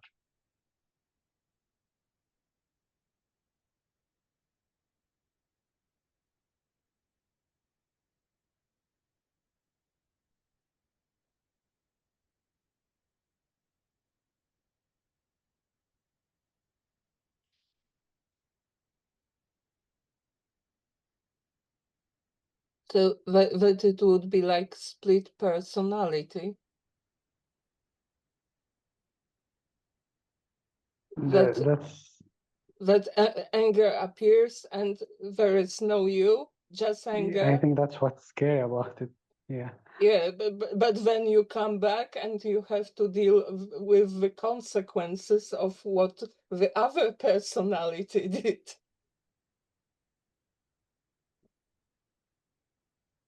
You're disconnecting. I'm not sure if this is Mm. my connection or what.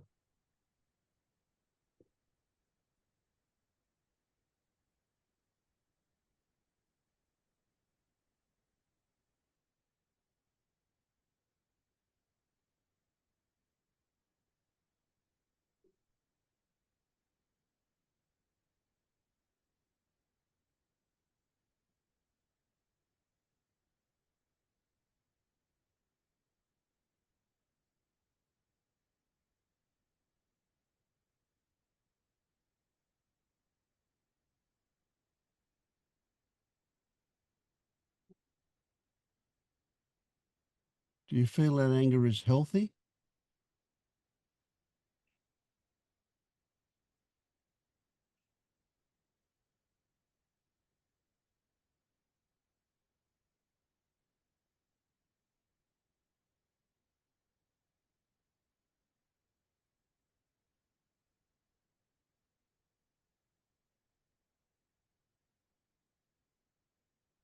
The movement of the energy feels right. That's what I can say.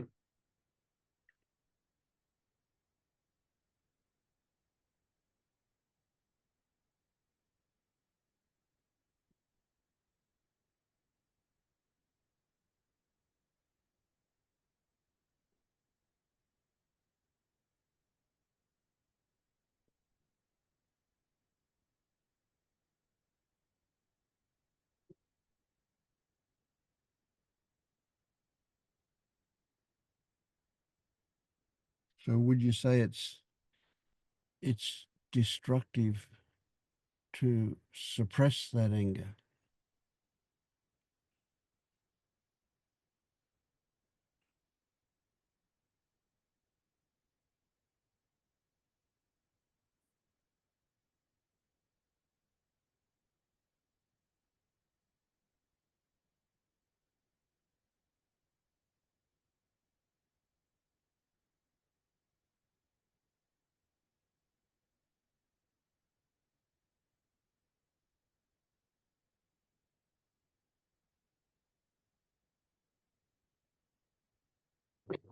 It makes more sense to say that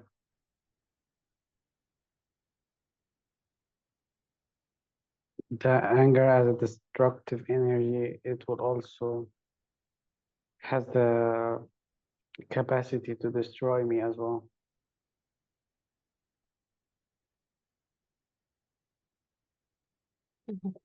I think anger is like a fever.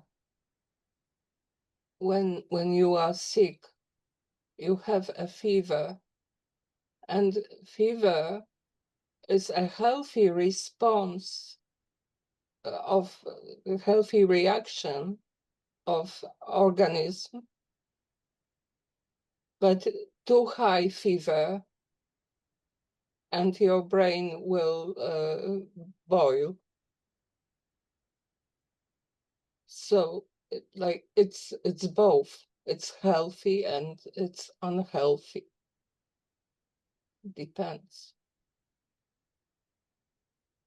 Mm.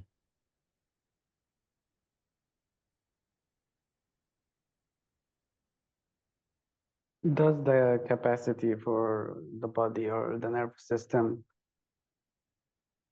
determine if it's the right dosage or the right?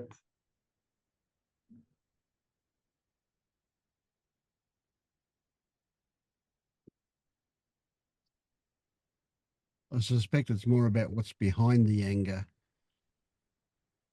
as to whether it's healthy or unhealthy. Like that fever, if it gets too hot, Low. it becomes a problem. But if it's in the right spectrum, it's fine. It does a good thing. Also, anger can also be a good expression, but too much, too intense can be destructive.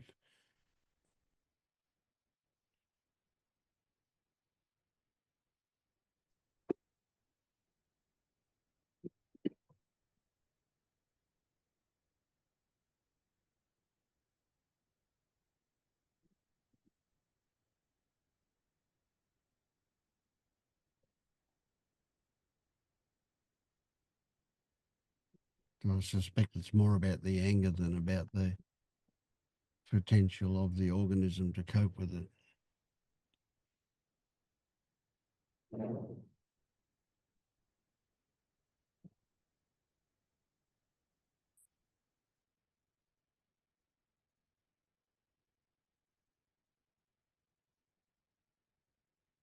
When you say anger, would you go as far as to say the intensity of it would be better described as rage,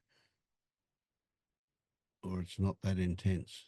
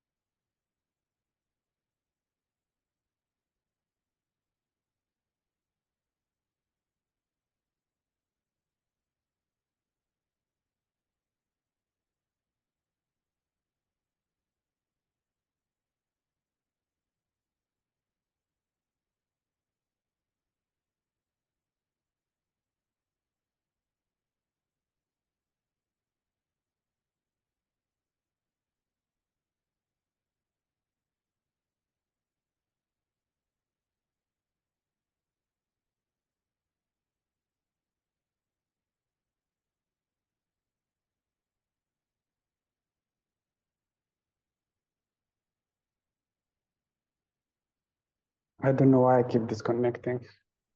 Mm.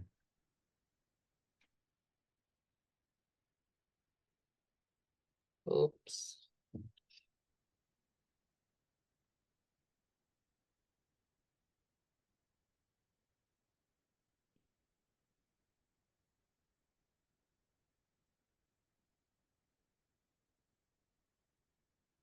Sometimes keeping the camera off helps. I don't know if my keeping the camera off will help, but No, it probably won't help Rami's. Yeah, my internet's still not great, but it's not too bad.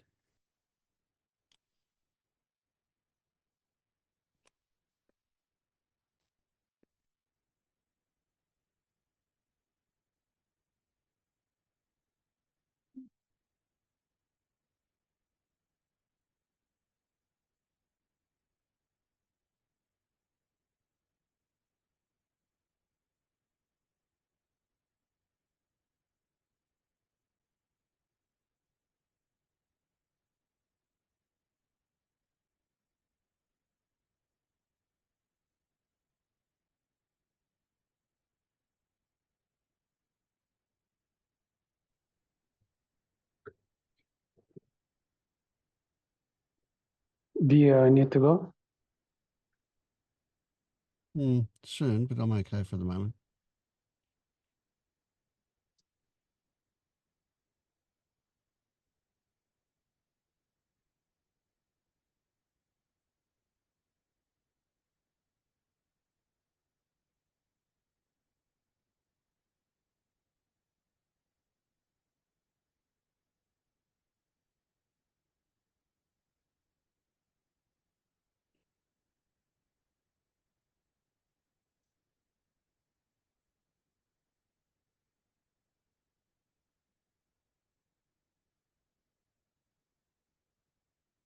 So before you dropped out, before I was asking you whether the intensity of your anger would be described as rage, or is that too intense? Your anger is not that intense, or is it? Yeah. I feel it has the potential to be even more than rage. Oh, okay. Yes. Okay. That's when it would become really dangerous.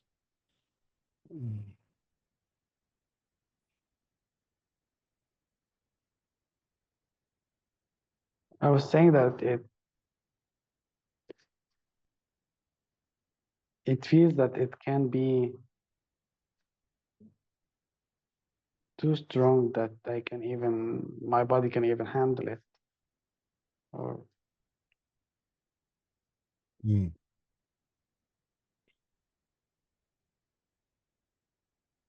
But your body has always handled it, though at times it's caused you severe physical pain, eh? I don't think I had even the option to experience it. Um,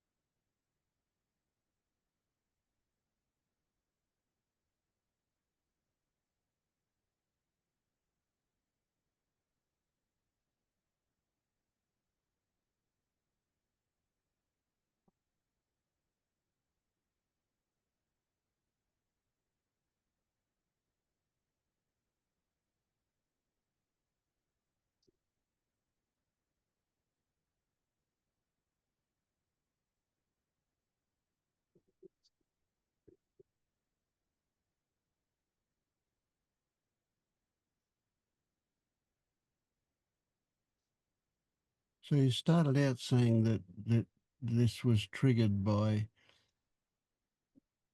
the idea that some people can have the intent to hurt children.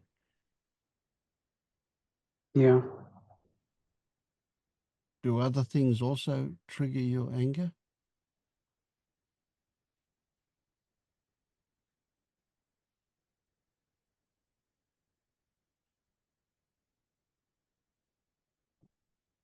Not this type of anger. Maybe things can cause me frustration, disappointment, but not this. Yep. Yep. This feels different. Yep. So does your frustration transform into anger sometimes?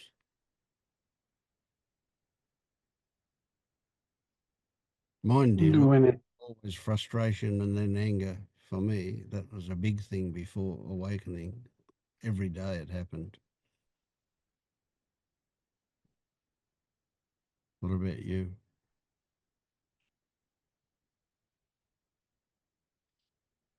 rarely that happens, and when it happens, it will be after like multiple times of Right. So it's a repeated frustration. Yeah. Mm.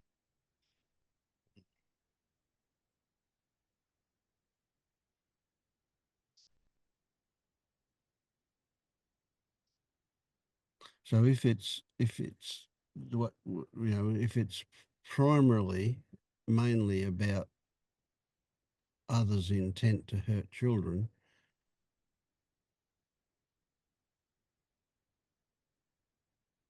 that's something you've experienced personally, right?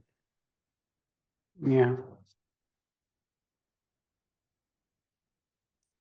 And of course, if you see that happening to others, you'll have the same anger.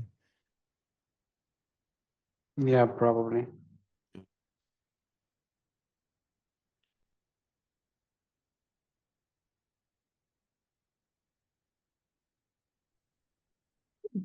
I've just thought that your dream told you what your anger wants. Like my anger wants to destroy, but yours, it wants to protect.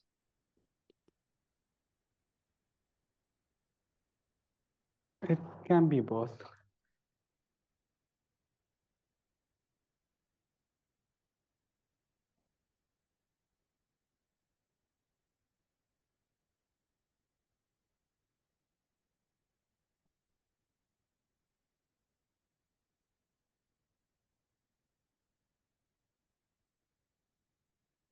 So do you experience it sometimes not quite as intense and other times really, really intense?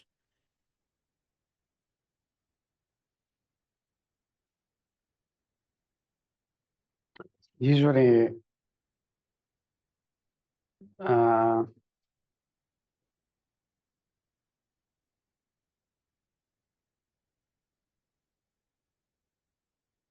well, I used to run away from the feeling of it. But since I felt like I'm unable to do this, or when I feel like I can't run away from it, it usually goes to sadness and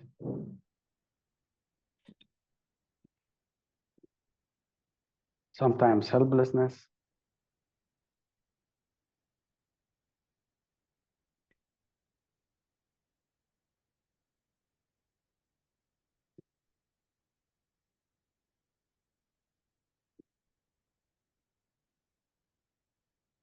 I can say that uh, I've been more and more experiencing it in more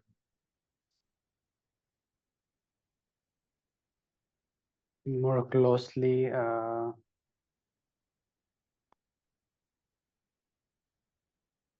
Like my capacity for it, it's increasing slightly, but I can't say that I was ever felt it fully, and I don't even know what would that even feel like.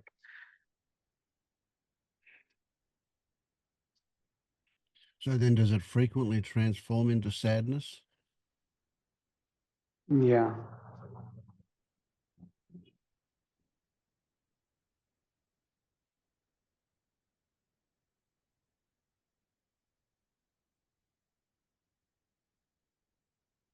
Like imagine how it feels is like,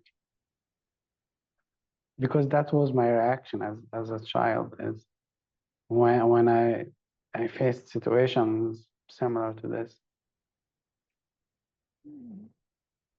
That was the response that my body used to as a self-defense mechanism.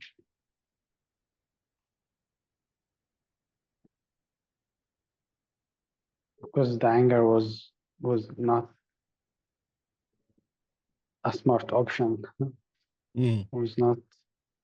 That would just get you bullied more.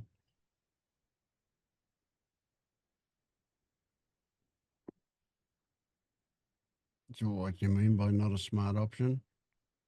Yeah, it What would even that mean? For a kid that is not strong enough to protect himself. Mm, mm.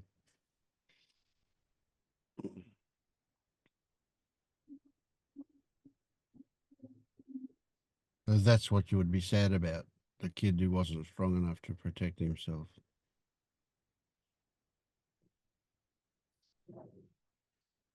Sometimes I am the kid. Mm.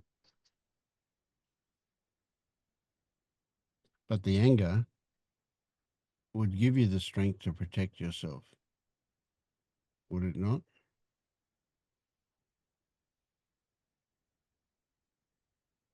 It's supposed to be. I feel like if I was able to embody it somehow. Mm.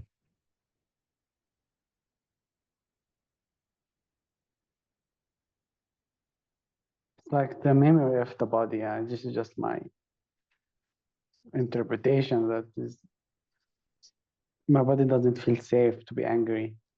Mm. It's not, and it's trying to protect me from.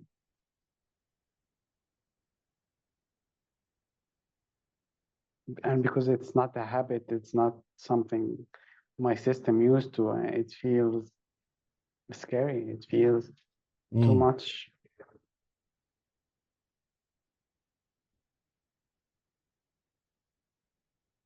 And it feels like something has to break to allow this to happen somehow. Mm-hmm.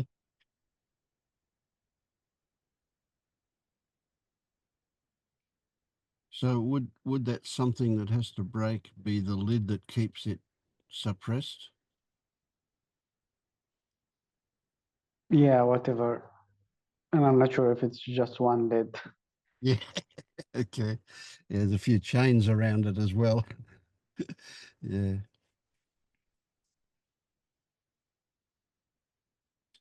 But expressing it would get you into trouble, couldn't it? That could get you more of what you're angry about. That could Yeah.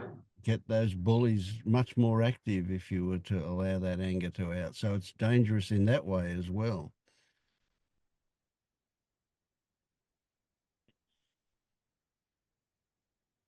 Better to feel sad and take it than to get angry and provoke more. It's more like, yeah, it's not justifiable to hurt weak, small uh, child, but Mm. it can be justifiable to hurt someone that's Yeah, for that angry. weak, small. Yeah, yeah. Mm.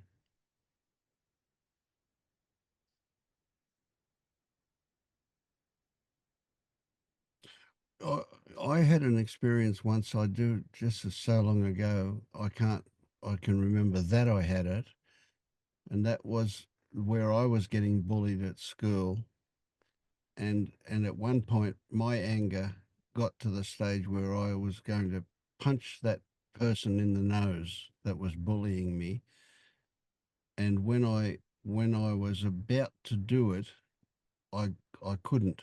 I could not hurt that person. I imagined them with a smashed up nose, all bloody, and I felt really bad, so bad about that I couldn't do it. It did not feel right, or I don't exactly remember what it was, but I do remember that I just felt so wrong for me, even though they were a bully, for me to punch them in the nose and hurt them felt so painful for me that I couldn't do it. I just had to keep taking being bullied. Don't even remember how old I was, but I do remember that inability to punch them and cause that damage, that pain to them.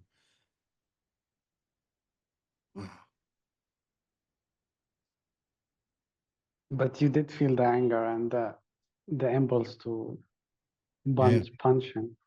But I couldn't do it. Yeah. I don't think that it was even possible for me to feel that. Mm. Well, that was once only. Most of the time I just took it and felt sad about it. Yeah.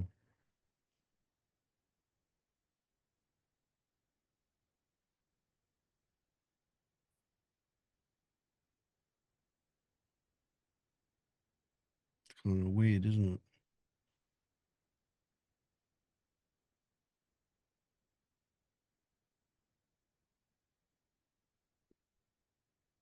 I don't even remember. How did you work with this anger? I just felt weak and a victim after that.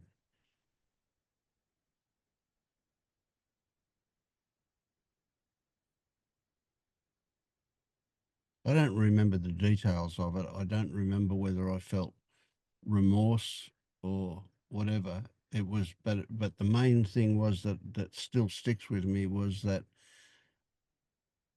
for me to actually hit them in the nose and damage them, which is what I imagined I was going to do, felt painful for me. That's what stopped me from doing it. It was that imagined pain of doing that. Yeah, I realized too that I often say that I'm afraid of harming someone, but in fact I am afraid of the feeling I would got.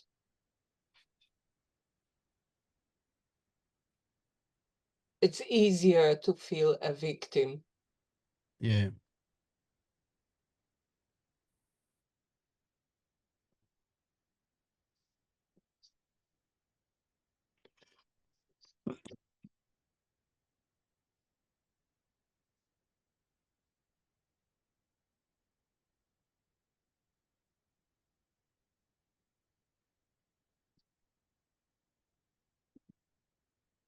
And I don't know whether it's a defensive thing or not, but I now I see that the bullies are the victims. The bullies are the result of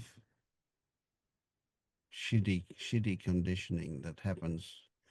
And frequently, if I imagine that those bullies are replicating the bullying that they see in the home, but also I recognize from reading psychological papers that a lot of people are bullies because they've been the victim of bullying. And so when they move to a new school or whatever, they become the bully as a way of not being the victim of the bully. They become the bully. But there's there's various psychological evidence that suggests that many bullies were once the victim of bullying.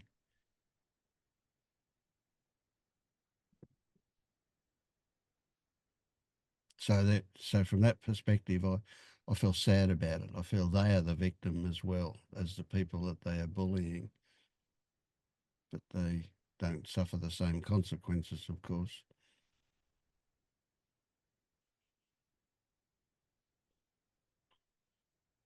But sadness is the primary reaction here rather than anger, even though I was bullied. I also got very good at hiding from the bullies. The library was my safe haven at lunchtime, away from the bullies.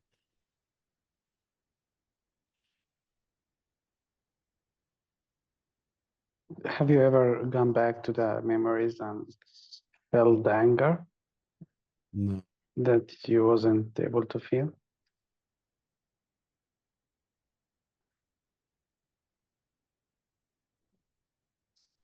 no, no. That was a one time. I am imagining it now, but I think that was the only time I felt anger about it. That anger was primarily to give me the courage to stand up to the bully and to do something about it. But that was a once only experience. I mostly just put my energy into keeping away from them.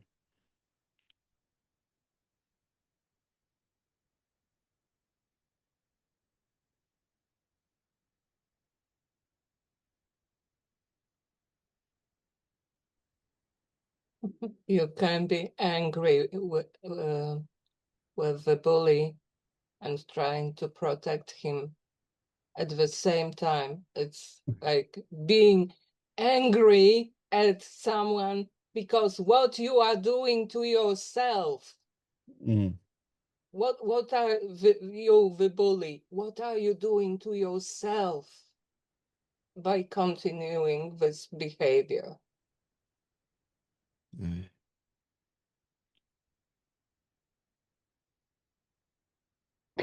But maybe I don't know if this is true or not, but do you equate anger with violence?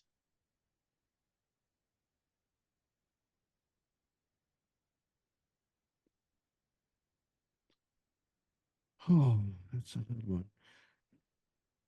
No, I don't, because most of my life was, before waking up, my life was daily and multiple times in a day, sometimes being frustrated by the most trivial things, and that developing into anger that wasn't,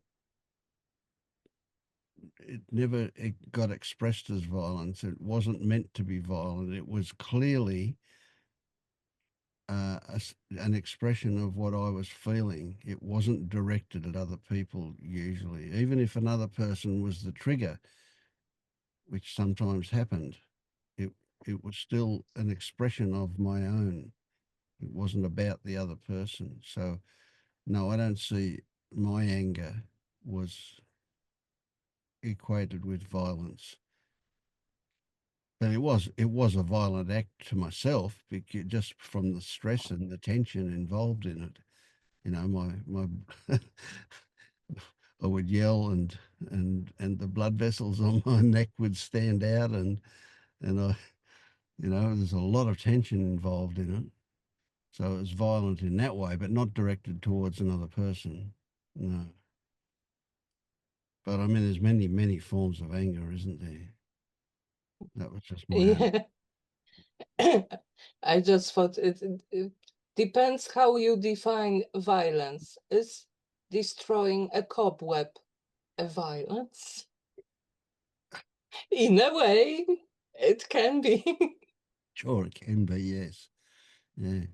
I mean, when you stopped yourself from hitting this kid, were you stopping the act of the anger, or were you stopping also the anger itself? No, it was the act of inflicting pain that I was stopping.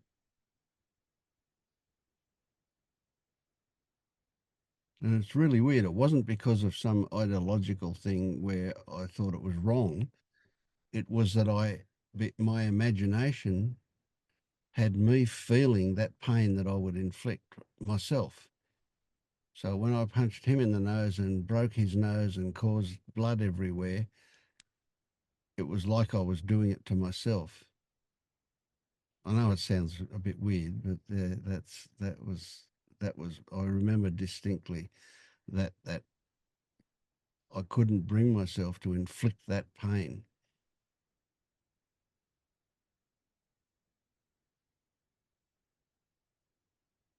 So the experience of anger itself is not an issue, or it's okay. Mm.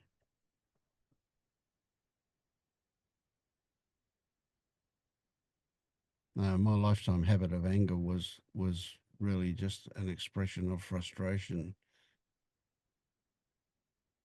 but it came out as anger. Thankfully, that rarely happens these days.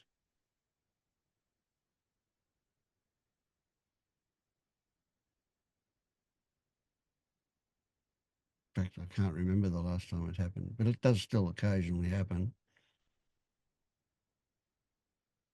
It has been a long time. Yeah.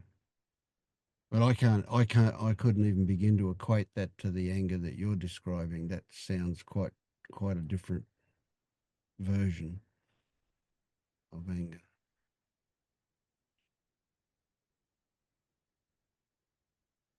Have you experienced being with someone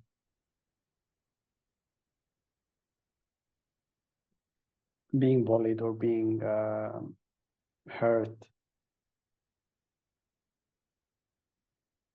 and you felt helpless to help, or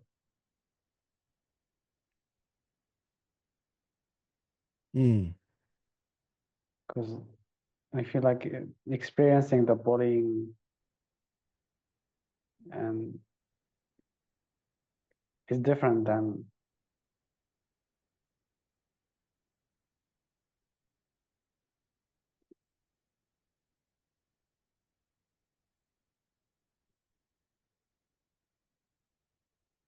I feel like it has more complexity to. Sure. Yep. Yeah. It would be really interesting for me to be in a position where I was in a physical proximity of somebody bullying somebody else, especially a child bullying another child. What would I do? I don't know. I can imagine that it would trigger something in me. Whether, would I step in? I'd like to think I would, but I don't know whether I would. That's a really interesting possibility. I hope I never have to find out, but you never know.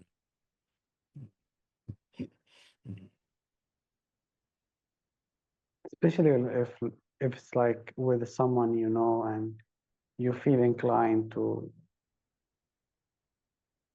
it's kind of your responsibility to step in, kind of way. Mm.